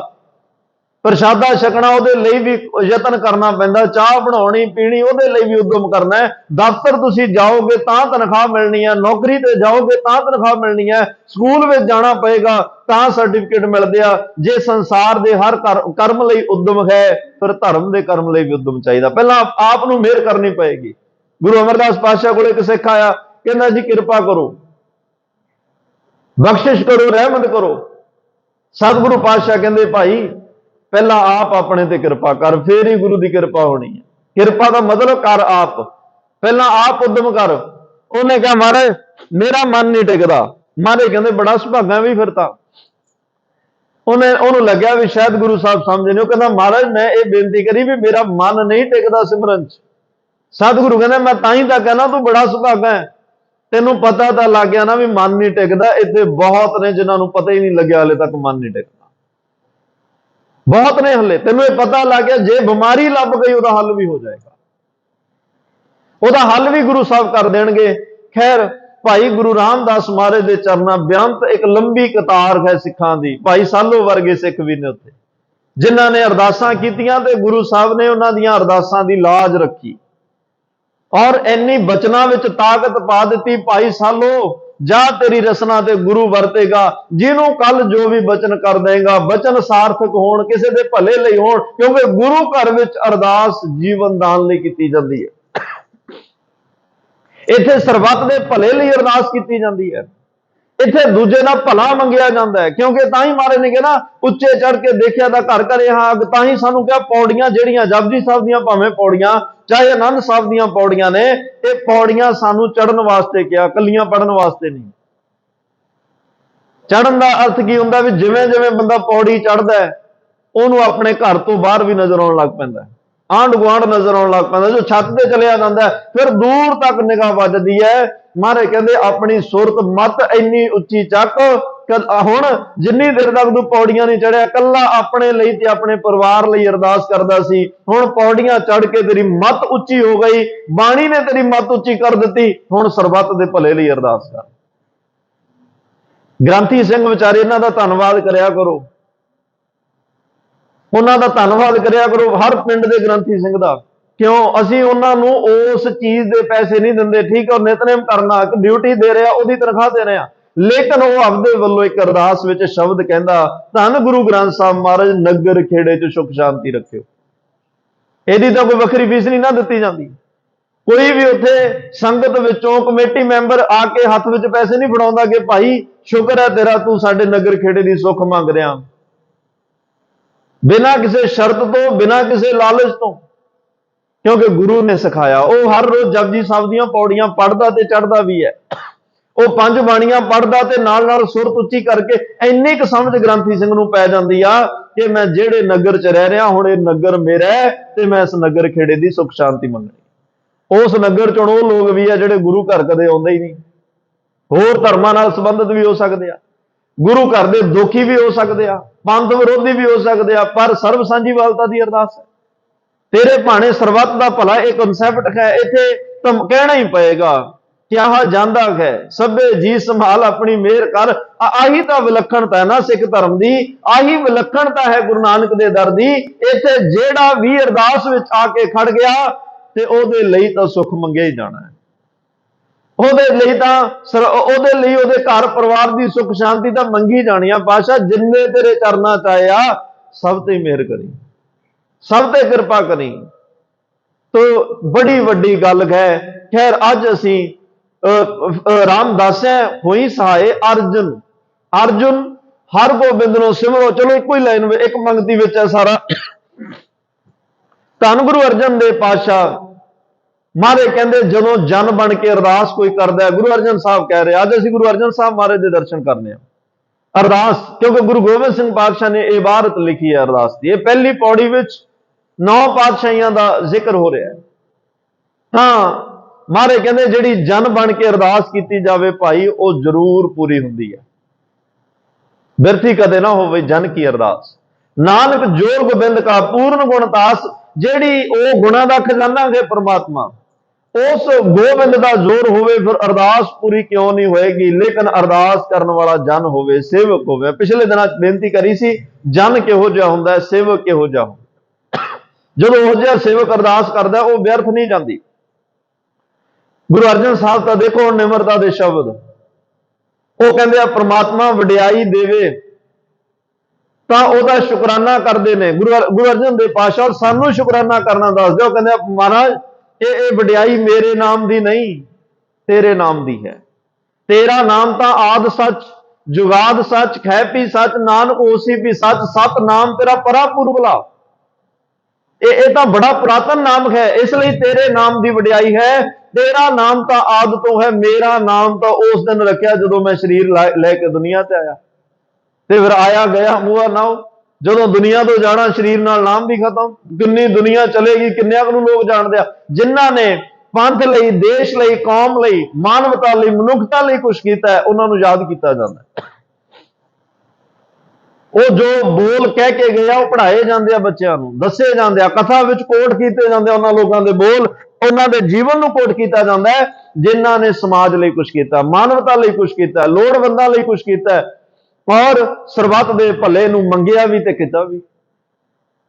ਗੁਰੂ ਅਰਜਨ ਦੇਵ ਪਾਤਸ਼ਾਹ ਕਹਿੰਦੇ ਆ ਕਿ ਤੇਰਾ ਨਾਮ ਕਦੋਂ ਦਾ ਹੈ ਤੂੰ ਹੀ ਜਾਣਦਾ, ਤੂੰ ਕਦੋਂ ਦਾ ਇਹ ਵੀ ਤੂੰ ਜਾਣਦਾ, ਸੰਸਾਰ ਕਦੋਂ ਬਣਾਇਆ ਇਹ ਵੀ ਤੂੰ ਜਾਣਦਾ। ਇੰਜ ਕਹਾਂ ਕਿ ਇਹ ਮਹਿਮਾ ਜਿਹੜੀ ਹੈ ਤੇਰੇ ਨਾਮ ਸਦਕਾ ਹੈ। ਕੱਲ ਕੋਈ ਮਤਾ ਇਸ ਗੱਲ ਦਾ ਮਾਣ ਕਰ ਲਏ ਕਿ ਮੈਂ ਕਥਾ ਚੰਗੀ ਕਰਦਾ ਤਾਂ ਮੇਰੀ ਵਡਿਆਈ ਹੋ ਰਹੀ ਹੈ, ਮੈਂ ਕੀਰਤਨ ਚੰਗਾ ਕਰਦਾ ਤਾਂ ਮੇਰੀ ਵਡਿਆਈ ਹੋ ਰਹੀ ਹੈ, ਮੈਂ ਕਿਸੇ ਉੱਚੀ ਪਦਵੀ ਤੇ ਬੈਠਾ ਤਾਂ ਮੇਰੀ ਇਹ ਵਡਿਆਈ ਹੋ ਰਹੀ ਹੈ। ਨਹੀਂ, ਇਹਦੇ ਪਿੱਛੇ ਕੌਣ ਹੈ ਇਹ ਦੇਖਣਾ ਪਏਗਾ। ਇਹਦੇ ਪਿੱਛੇ ਹੱਥ ਕਿਹਦਾ ਹੈ, ਇਹਦੇ ਪਿੱਛੇ ਬਖਸ਼ਿਸ਼ ਕੀ ਹੈ। ਇਹ ਤੇ ਬਹੁਤ ਲੋਕ ਇਸ ਗੱਲ ਤੇ ਧੋਖਾ ਖਾ ਜਾਂਦੇ ਆ। ਬੜੀ ਦੁਨੀਆ ਇਸ ਗੱਲ ਤੇ ਜਿਹੜੀ ਹੈ ਧੋਖਾ ਖਾ ਜਾਂਦੀ ਹੈ, ਜਦੋਂ ਨੂੰ ਲੱਗਦਾ ਵੀ ਇਹ ਮੇਰੀ ਕਰਕੇ ਹੋ ਰਿਹਾ, ਮੇਰੇ ਨਾਮ ਕਰਕੇ ਹੋ ਰਿਹਾ। ਨਹੀਂ ਭਾਈ, ਸਾਡਾ ਨਾਮ ਤਾਂ ਕੁਝ ਵੀ ਨਹੀਂ ਹੈ। ਸਾਡਾ ਨਾਮ ਤਾਂ ਅੱਜ ਗਿਆ, ਕੱਲ ਨਹੀਂ ਹੋਏਗਾ, ਖਤਮ। ਤੋ ਇਸ ਲਈ ਉਹ ਕਹਿ ਰਿਹਾ ਮੇਰਾ ਸਰੀਰ, ਮੇਰੀ ਜਿੰਦ ਸਭ ਕੁਝ ਤੇਰਾ ਦਿੱਤਾ ਹੋਇਆ ਹੈ, ਇਸ ਲਈ ਮੈਂ ਕਿਵੇਂ ਕਹਿ ਸਕਦਾ ਮੇਰੀ ਕਰਕੇ ਇਹ ਸ਼ੋਭਾ। ਤੇ ਉਹਨਾਂ ਕਿਹਾ ਤੁਧ ਆਗੇ ਅਰਦਾਸ ਹਮਾਰੀ, ਜੀਓ ਪਿੰਡ ਸਭ ਤੇਰਾ। ਜੇ ਪਿੰਡ ਤੇਰਾ, ਜਿਸ ਕਾ ਤਨ ਮਨ ਧਨ ਸਭ ਤਿਸਕਾ। ਜੇ ਪਿੰਡ ਤੇਰਾ, ਇਹ ਸਰੀਰ ਤੇਰਾ, ਇਹ ਸਰੀਰ ਨਾਲ ਜੋ ਕੁਝ ਜੁੜਿਆ ਉਹ ਵੀ ਤੇਰਾ। ਕਹੋ ਨਾਨਕ ਸਭ ਤੇਰੀ ਵਡਿਆਈ, ਫਿਰ ਇਹ ਸਰੀਰ ਨੂੰ ਮਿਲੀ ਹੋਈ ਵਡਿਆਈ ਵੀ ਤੇਰੀ ਹੈ। ਇਸ ਸਰੀਰ ਦੇ ਰੱਖੇ ਹੋਏ ਨਾਮ ਨੂੰ ਮਿਲੀ ਹੋਈ ਵਡਿਆਈ ਤੇਰੇ ਨਾਮ ਦੀ ਹੈ। ਇਸ ਗੱਲ ਨੂੰ ਮਨ ਤੋਂ ਮੰਨ ਲੈਣਾ, ਦਿਲ ਤੋਂ ਮੰਨ ਲੈਣਾ, ਇਮਾਨਦਾਰੀ ਨਾਲ ਮੰਨ ਲੈਣਾ, ਇਹ ਵੀ ਇੱਕ ਚੰਗੇ ਕਰਮਾਂ ਦੀ ਨਿਸ਼ਾਨੀ ਹੈ। ਨਹੀਂ, ਬਹੁਤ ਦੁਨੀਆ ਉਲਝੀ ਹੈ ਇੱਥੇ ਆ ਕੇ। ਬੜਿਆਂ ਨੇ ਖਤਾ ਖਾਦਾ, ਜਦੋਂ ਲੱਗਦਾ ਵੀ ਤਾਂ ਮੇਰਾ ਹੀ। ਤੇ ਹਰਨਾਕਸ਼ ਦਾ ਕੀ ਦੋਸ਼ ਸੀ? ਆਹੀ ਕਹਿ ਰਿਹਾ ਸੀ ਨਾ ਵੀ ਮੇਰਾ ਨਾਮ ਜਪੋ, ਵੀ ਰੱਬ ਦਾ ਨਾਮ ਨਹੀਂ, ਰਾਮ ਦਾ ਨਾਮ ਨਹੀਂ, ਮੇਰਾ ਨਾਮ ਲਓ, ਕਿਉਂਕਿ ਰਾਜਾ ਮੈਂ ਆ। ਮੈਂ ਇੱਥੇ ਸਭ ਕੁਝ ਦੇਖ ਰਿਹਾ, ਸਭ ਨੂੰ ਵੰਡ ਰਿਹਾ, ਦੇ ਰਿਹਾ, ਦਾਤਾ ਵੀ ਵੰਡ ਰਿਹਾ, ਮੇਰਾ ਨਾਮ। ਤੇ ਪ੍ਰਹਲਾਦ ਜੀ ਕਹਿ ਰਿਹਾ ਨਹੀਂ, ਮੇਰਾ ਬਾਪ ਝੂਠ ਬੋਲਦਾ ਹੈ, ਇਹਦਾ ਤਾਂ ਅੱਜ ਨਾਮ ਹੈ, ਕੱਲ ਨਾ ਇਹਨੇ ਰਹਿਣਾ ਤੇ ਨਾ ਇਹਦਾ ਨਾਮ ਰਹਿਣਾ। ਕੱਲ ਖਤਮ ਹੋ ਜਾਣਾ, ਦੋਨਾਂ ਨੇ ਖਤਮ ਹੋ ਜਾਣਾ। ਇਸ ਲਈ ਭਾਈ ਬੱਚਿਓ, ਤੁਸੀਂ ਉਸ ਰਮੇ ਹੋਏ ਰਾਮ ਪਰਮਾਤਮਾ ਦਾ ਨਾਮ ਜਪੋ, ਜਿਹੜਾ ਸਰਬਦੇਸ਼ੀ ਸਰਬਕਾਲੀ ਹੈ, ਹਰ ਵੇਲੇ ਹੈ, ਅੱਠੇ ਪੈਰ ਹੈ, ਇੱਕ ਇੱਕ ਜ਼ਰਰੇ ਵਿੱਚ, ਰੋਮ ਰੋਮ ਵਿੱਚ, ਕਣ ਕਣ ਵਿੱਚ, ਸੂਰਜ ਦੀਆਂ ਕਿਰਨਾਂ ਵਿੱਚ, ਚੱਲ ਰਹੀਆਂ ਹਵਾਵਾਂ ਵਿੱਚ, ਗਗਨ ਆਕਾਸ਼ ਪਾਤਾਲ, ਹਰ ਪਾਸੇ, ਜੰਗਲਾਂ ਵੇਲਿਆਂ ਵਿੱਚ, ਦਰਿਆਵਾਂ ਦੇ ਪਾਣੀਆਂ ਵਿੱਚ। ਤਾਂ ਹੀ ਤਾਂ ਪ੍ਰੋਫੈਸਰ ਪੂਰਨ ਸਿੰਘ ਨੇ ਕਿਹਾ ਸੀ, ਕਹਿੰਦਾ ਉਹ ਭਾਵਨਾ ਨਾਲ ਸੁਣਿਓ ਪੰਜਾਬ 'ਚ ਰਹਿਣ ਵਾਲਿਓ, ਪੰਜਾਬ ਦੇ ਦਰਿਆ ਜਦੋਂ ਆਪਣੀ ਲੋਰ 'ਚ ਵਹਿੰਦੇ ਆ, ਮੇਰੇ ਕੰਨਾਂ ਨਾਲ ਸੁਣ ਕੇ ਵੇਖਿਓ, ਇਉਂ ਲੱਗਦਾ ਜਿਵੇਂ ਦਰਿਆ ਵੀ ਜਪਜੀ ਸਾਹਿਬ ਗਾ ਰਹੇ ਹੋਣ। ਕੈਸੀ ਅਵਸਥਾ ਹੋਏਗੀ। ਤਾਂ ਹੀ ਉਹਨੇ ਕਿਹਾ ਸੀ ਪੰਜਾਬ ਵਸਦਾ ਗੁਰਾਂ ਦੇ ਨਾਂ ਤੇ। ਇੱਥੋਂ ਦੇ ਦਰਿਆਵਾਂ ਦੇ ਵਹਿਣ, ਦਰਿਆਵਾਂ ਦੇ ਪਾਣੀ ਵੀ ਜਪਜੀ ਸਾਹਿਬ ਗਾ ਰਹੇ ਆ। ਤੇ ਉਹ ਸਿੱਖ ਵੀ ਕਿੱਡੇ ਭਾਗਾਂ ਵਾਲੇ ਹੋਣਗੇ ਜਿਨ੍ਹਾਂ ਦਾ ਅੰਮ੍ਰਿਤ ਵੇਲਾ ਜਪਜੀ ਸਾਹਿਬ ਤੋਂ ਸ਼ੁਰੂ ਹੁੰਦਾ। ਤੇ ਗੁਰੂ ਅਰਜਨ ਸਾਹਿਬ ਕਹਿ ਰਿਹਾ, ਕਹੋ ਨਾਨਕ ਸਭ ਤੇਰੀ ਵਡਿਆਈ, ਕੋਈ ਨੌ ਨਾ ਜਾਣੇ ਮੇਰਾ। ਇਹ ਦਾਤ ਅਰਦਾਸ ਰਾਹੀਂ ਮੰਗਦੇ ਆ ਕਿ ਨਾਮ ਜਪਣ ਦਾ ਨੇਮ ਨਿਭ ਜਾਏ, ਤੇਰਾ ਨਾਮ ਸਦਾ ਵਾਸਤੇ ਜਪਦਾ ਰਵਾਂ, ਇਹ ਸਿਲਸਿਲਾ ਕਦੀ ਵੀ ਨਾ ਟੁੱਟੇ। ਇਹ ਵੀ ਉਹਨਾਂ ਨੇ ਅਰਦਾਸ, ਇਹ ਗੁਰੂ ਅਰਜਨ ਸਾਹਿਬ ਪ੍ਰਮਾਤਮਾ ਅੱਗੇ ਅਰਦਾਸ ਕਰ ਰਹੇ ਆ ਕਿ ਅੰਨ ਦਿਨ ਜਪੋ ਨਾਮ ਗੁਣਤਾਸ, ਨਾਨਕ ਕੀ ਪ੍ਰਭ ਹੈ ਅਰਦਾਸ ਕਿ ਦਾਸ ਨਾਨਕ। ਚਲੋ ਸ਼ਬਦ ਨਾਨਕ ਹਰ ਗੁਰੂ ਸਾਹਿਬਾਨਾਂ ਨੇ ਆਪਣੀ ਬਾਣੀ 'ਚ ਨਾਨਕ ਸ਼ਬਦ ਵਰਤਿਆ, ਮਹੱਲਾ ਦੂਜਾ ਤੀਜਾ ਚੌਥਾ ਪੰਜਵਾਂ ਆਇਆ, ਲੇਕਿਨ ਜਿਹੜੀ ਸ਼ਬਦ ਦੀ ਸੰਪੂਰਨਤਾ ਉਹ ਨਾਨਕ ਸ਼ਬਦ ਹੈ। ਗੁਰੂ ਤੇਗ ਬਹਾਦਰ ਸਾਹਿਬ ਦੇ ਤੁਸੀਂ 57 ਸ਼ਲੋਕ ਪੜ੍ਹੋ, ਸਿਰਫ ਆਖਰੀ ਸ਼ਬਦ ਵਿੱਚ ਉਹਨਾਂ ਨੇ ਗੁਰੂ ਨਾਨਕ ਸਾਹਿਬ ਨਹੀਂ ਕਿਹਾ, ਤੇ ਬਾਕੀ ਸ਼ਲੋਕਾਂ ਵਿੱਚ ਕਹੋ ਨਾਨਕ ਸੁਨ ਰੇ ਮਨਾ, ਕਹੋ ਨਾਨਕ ਸੁਨ ਰੇ ਮਨਾ, ਨਾਨਕ ਸ਼ਬਦ ਆਇਆ, ਤਾਂ ਕਿ ਕੋਈ ਸਿੱਖ ਇਹ ਭੁਲੇਖਾ ਨਾ ਖਾ ਜਾਏ ਵੀ ਗੁਰੂ ਨਾਨਕ ਤੇ ਗੁਰੂ ਤੇਗ ਬਹਾਦਰ ਸਾਹਿਬ ਅਲੱਗ-ਅਲੱਗ ਆ। ਕਿਸੇ ਨੂੰ ਇਹ ਭੁਲੇਖਾ ਨਾ ਪੈ ਜਾਏ ਵੀ ਗੁਰੂ ਨਾਨਕ ਤੇ ਗੁਰੂ ਅੰਗਦ ਸਾਹਿਬ ਅਲੱਗ-ਅਲੱਗ ਆ। ਜੋਤ ਉਹ ਜੁਗਤ ਸਾਹਿਸ ਹੈ, ਕਾਇਆ ਫਿਰ ਪਲਟਿਆ। ਗੁਰੂ ਤੇਗ ਬਹਾਦਰ ਸਾਹਿਬ ਵਿੱਚ ਵੀ ਗੁਰੂ ਨਾਨਕ ਨੇ, ਗੁਰੂ ਅੰਗਦ ਸਾਹਿਬ ਵਿੱਚ ਵੀ ਗੁਰੂ ਨਾਨਕ ਨੇ। ਇਹ ਤਾਂ ਜਾਮੇ ਬਦਲਦੇ ਜਾ ਰਹੇ ਆ, ਲੇਕਿਨ ਜੋਤ ਨਹੀਂ। ਗੁਰੂ ਨਾਨਕ ਸਾਹਿਬ ਅੱਗੇ ਅਰਦਾਸ ਕਰਨੀ ਵੀ ਸਮਝੋ ਦਸਾਂ ਪਾਤਸ਼ਾਹੀਆਂ ਅੱਗੇ ਹੋ ਗਈ। ਗੁਰੂ ਗੋਬਿੰਦ ਸਿੰਘ ਸਾਹਿਬ ਪਾਤਸ਼ਾਹ ਅੱਗੇ ਅਰਦਾਸ ਕਰਨੀ ਵੀ ਸਮਝੋ ਦਸਾਂ ਪਾਤਸ਼ਾਹੀਆਂ ਅੱਗੇ ਹੋ ਗਈ, ਤੇ ਗੁਰੂ ਗ੍ਰੰਥ ਸਾਹਿਬ ਮਹਾਰਾਜ ਅੱਗੇ ਅਰਦਾਸ ਕਰਨੀ, ਜਿੱਥੇ ਦਸਾਂ ਪਾਤਸ਼ਾਹੀਆਂ ਅੱਗੇ ਅਰਦਾਸ ਹੋ ਗਈ ਉੱਥੇ ਪ੍ਰਮਾਤਮਾ ਅੱਗੇ ਵੀ, ਕਿਉਂਕਿ ਵਾਹ ਵਾਹ ਬਾਣੀ ਨਿਰੰਕਾਰ ਹੈ, ਬਾਣੀ ਨਿਰੰਕਾਰ ਹੈ ਭਾਈ, ਬਾਣੀ ਰੱਬ ਹੈ। ਪ੍ਰਮਾਤਮਾ ਇਸ ਬਾਣੀ ਰਾਹੀਂ, ਉਹ ਹੁਕਮੀ ਇਸ ਬਾਣੀ ਰਾਹੀਂ ਹੋ ਕੇ ਵਰਤ ਰਿਹਾ ਹੈ। ਤੋਂ ਮਾਰੇ ਕਹਿੰਦੇ ਆ ਜਿਹੜਾ ਬੰਦਾ ਅਵਗੁਣ ਪਾਪਾਂ ਅਪਰਾਧਾਂ ਚ ਹਾਰ ਜਾਂਦਾ ਹੈ, ਬੇਵਸ ਹੋ ਜਾਂਦਾ ਹੈ, ਅਕਸਰ ਸਹਿਮਤ ਹੋ ਜਾਂਦਾ ਹੈ ਕਿ ਇਸ ਗੱਲ ਲਈ ਉਹ ਆਪਣੇ ਆਪ ਨੂੰ ਰਾਜੀ ਕਰ ਲੈਂਦਾ ਹੈ ਕਿ ਮੈਂ ਪਾਪੀ ਹੀ ਰਹਿਣਾ, ਮੇਰਾ ਕੁਝ ਨਹੀਂ ਹੋ ਸਕਦਾ। ਬੜੇ ਲੋਕ ਇਸ ਗੱਲ ਤੇ ਮਨ ਟਿਕਾ ਲੈਂਦੇ ਆ ਵੀ ਹੁਣ ਆਪਣਾ ਇਸ ਜਨਮ 'ਚ ਤਾਂ ਕੁਝ ਨਹੀਂ ਬਣ ਸਕਦਾ, ਪਰ ਜੇ ਉਹਨਾਂ ਨੇ ਬਾਣੀ ਕਦੇ ਪੜ੍ਹੀ ਹੋਵੇ, ਕਦੇ ਗੁਰੂ ਸੰਗਤ ਵਿੱਚ ਆ ਕੇ ਬੈਠਣ, ਉਹ ਸੁਣਨ, ਤੇ ਭਾਈ ਗੁਰਦਾਸ ਸਾਹਿਬ ਜੀ ਦੱਸਣਗੇ ਇਹ ਪਤਤਾ ਨੂੰ ਪਾਵਨ ਕਰਨ ਵਾਲਾ ਦਰ ਹੈ। ਉਹਨਾਂ ਨੇ ਵੀ ਕਿਹਾ, ਕਹਿੰਦੇ ਜਦੋਂ ਮੈਂ ਸੁਣਿਆ ਨਾ ਭਗਤ ਵਚਲ ਸੁਨ ਹੋਤ ਹੋ ਨਿਰਾਸ਼ ਰਹਿ, ਕਿ ਤੂੰ ਤਾਂ ਇਕੱਲੇ ਭਗਤਾਂ ਦੀ ਹਿਫਾਜ਼ਤ ਕਰਦਾ, ਇਕੱਲੇ ਭਗਤਾਂ ਦੇ ਬੇੜੇ ਬੰਨੇ ਲਾਉਣਾ, ਤੇ ਬੜੀ ਮਨ 'ਚ ਨਿਰਾਸ਼ਤਾ ਹੋਈ ਕਿ ਮੇਰੇ ਵਿੱਚ ਤਾਂ ਅਵਗੁਣ ਇੰਨੇ ਆ, ਹਮ ਹੋ ਅਪਰਾਧੀ ਗੁਨਹਗਾਰ ਹੋ, ਬੇਮੁਖ ਮੰਦਾ, ਚੋਰ ਯਾਰ ਜੋ ਆਰ ਜੋ ਪਰ ਘਰ ਜੋ ਹੁੰਦਾ, ਨਿੰਦਕ ਦੁਸ਼ਟ ਹਰਾਮ ਖੋਰ ਠੱਗ ਦੇਸ ਗੰਦਾ, ਵਿਸ਼ਵਾਸ ਘਾਤੀ ਆ ਕਿਰਤ ਕਣ ਮੈਂ ਕੋ ਨਰ ਖੰਦਾ, ਕਾਮ ਕ੍ਰੋਧ ਮਦ ਲੋਭ ਮੋਹ ਠੱਗ ਦੇਸ ਗੰਦਾ, ਸਿਮਰ ਮਰੀਦਾਂ ਢਾਡੀਆਂ ਸਤ ਗੁਰ ਬਖਸ਼ੰਦਾ। 20 ਔਗਣ ਭਾਈ ਗੁਰਦਾਸ ਨੇ ਗਣਾ ਦਿੱਤੇ ਇੱਕ ਪੌੜੀ 'ਚ। ਤੇ ਇੱਕ ਪਾਸੇ ਕਹਿੰਦੇ ਮੈਨੂੰ ਪਤਾ ਲੱਗਿਆ ਕਿ ਭਗਤ ਵਛਲ ਸੁਨ ਹੋਤ ਹੋ ਨਿਰਾਸ਼, ਭਗਤਾਂ ਨੂੰ ਤਾਰਦਾ ਹੈ, ਤੇ ਬੜੀ ਮਨ 'ਚ ਨਿਰਾਸ਼। ਜਦੋਂ ਮੈਂ ਗਨਕਾ ਵਰਗਿਆਂ ਦੇ ਜੀਵਨ ਪੜ੍ਹੇ, ਜਦੋਂ ਮੈਂ ਅਜਾਮਲ ਵਰਗਿਆਂ ਦੇ ਜੀਵਨ, ਤਾਂ ਹੀ ਤਾਂ ਭਾਈ ਗੁਰਦਾਸ ਸਾਹਿਬ ਨੇ ਇਹਨਾਂ ਸਾਰਿਆਂ ਦਾ ਜ਼ਿਕਰ ਕੀਤਾ ਆਪਣੀਆਂ ਵਾਰਾਂ 'ਚ। ਗਨਕਾ ਦੇ ਲਈ ਇੱਕ ਪੌੜੀ ਹੈ, ਅਜਾਮਲ ਲਈ ਇੱਕ ਪੌੜੀ ਹੈ, ਜਿੰਨੇ ਵੀ ਜਿਨ੍ਹਾਂ ਦਾ ਸੰਬੰਧ ਪਾਪ ਦੀ ਦੁਨੀਆ ਨਾਲ ਸੀ, ਜਦੋਂ ਉਹਨਾਂ ਦੇ ਜੀਵਨ ਪੜ੍ਹੇ, ਪਤਤ ਪਾਵਨ ਸੁਨ ਆਸਾ ਉਰਤਾਰ ਹੋ, ਜਦੋਂ ਇਹ ਪਤਾ ਲੱਗਿਆ ਤੂੰ ਪਾਪੀਆਂ ਨੂੰ ਵੀ ਬਖਸ਼ਦਾ ਤੇ ਉਹਨਾਂ ਦੇ ਪਾਪ ਨਹੀਂ ਵੇਖਦਾ ਬਖਸ਼ਣ ਲੱਗਿਆ, ਉਦੋਂ ਮਨ ਵਿੱਚ ਆਸ ਵੱਜ ਗਈ, ਮਨਾ ਤੇਰਾ ਵੀ ਬੇੜਾ ਬੰਨੇ ਲੱਗੇ, ਤੂੰ ਵੀ ਤਰੇਗਾ, ਕੋਈ ਦਿੱਕਤ ਨਹੀਂ। ਇਹ ਤਾਂ ਜਿਹਦਾ ਗੁਰੂ ਨਾਨਕ ਸਾਹਿਬ ਭਾਈ ਕਿਸੇ ਜਿੰਨਾ ਕੋਈ ਮਰਜੇ ਮਾੜੀ ਜੀਵਨ ਵਾਲਾ ਹੋਵੇ ਤੋਂ ਨਫ਼ਰਤ ਨਹੀਂ ਕਰਦੇ, ਜਿੰਨਾ ਮਰਜੀ ਕੋਈ ਨਸ਼ਿਆਂ 'ਚ ਡੁੱਬਿਆ ਹੋਵੇ ਉਹਦੇ ਤੋਂ ਨਫ਼ਰਤ ਨਹੀਂ ਕਰਦੇ, ਜਾਤੀ ਤੌਰ ਤੇ ਨਫ਼ਰਤ ਨਹੀਂ। ਬਾਕੀ ਕਰਮੀ ਆਪੋ ਆਪਣੀ ਕਿਨੇ ਡੈ ਕੇ ਦੋ, ਇਹ ਨਹੀਂ ਵੀ ਉਹਨੂੰ ਕੋਲ ਹੀ ਨਾ ਬੈਠਣ ਦੇ। ਇੱਥੇ ਭੂਮੀਆਂ ਚੋਰ ਚੋਰੀਆਂ ਕਰਦਾ ਕੋਲੇ ਆ ਕੇ ਬੈਠ ਗਿਆ, ਠੱਗੀਆਂ ਮਾਰਨ ਵਾਲਾ ਕੋਲ ਬੈਠਾ ਹੈ, ਰਾਖਸ਼ ਬਿਰਤੀ ਵਾਲਾ ਬੰਦਿਆਂ ਨੂੰ ਖਾਣ ਵਾਲਾ ਕੋਲ ਬੈਠਾ ਹੈ, ਬੇਹੱਦ ਮਾੜੇ ਕਰਮ ਕਰਨ ਵਾਲੇ ਗੁਰੂ ਨਾਨਕ ਸਾਹਿਬ ਨੇ ਕੋਲ ਬਿਠਾ ਲਏ। ਗੱਲ ਇੱਥੇ ਕਰਮਾਂ ਦੀ ਆ। ਮਾਰੇ ਕਹਿੰਦੇ ਕਰਮ ਬਦਲ, ਤੇਰੀ ਮੇਰੀ ਸਾਂਝ ਜੁਗਾਂ ਜੁਗਾਂ ਦੀ ਬਣ ਜਾਏਗੀ। ਸਰੀਰ ਤਾਂ ਸਾਰਿਆਂ ਦੇ, ਕੋਈ ਚੋਰ ਦਾ ਸਰੀਰ ਵੀ ਹੋ ਜਾ, ਸੰਤ ਦਾ ਸਰੀਰ ਵੀ ਹੋ ਸਕਦਾ ਚੋਰ ਦਾ ਉਸ ਤੋਂ ਵੀ ਵਧੀਆ ਹੋਵੇ। ਮਸਲਾ ਕਰਮਾਂ ਦਾ। ਕਰਮ ਉਹ ਨੇ ਜਿਹੜੇ ਨਾ ਸਮਾਜ ਨੂੰ ਚੰਗੇ ਲੱਗਦੇ ਆ, ਨਾ ਰੱਬ ਨੂੰ, ਨਾ ਗੁਰੂ ਨੂੰ।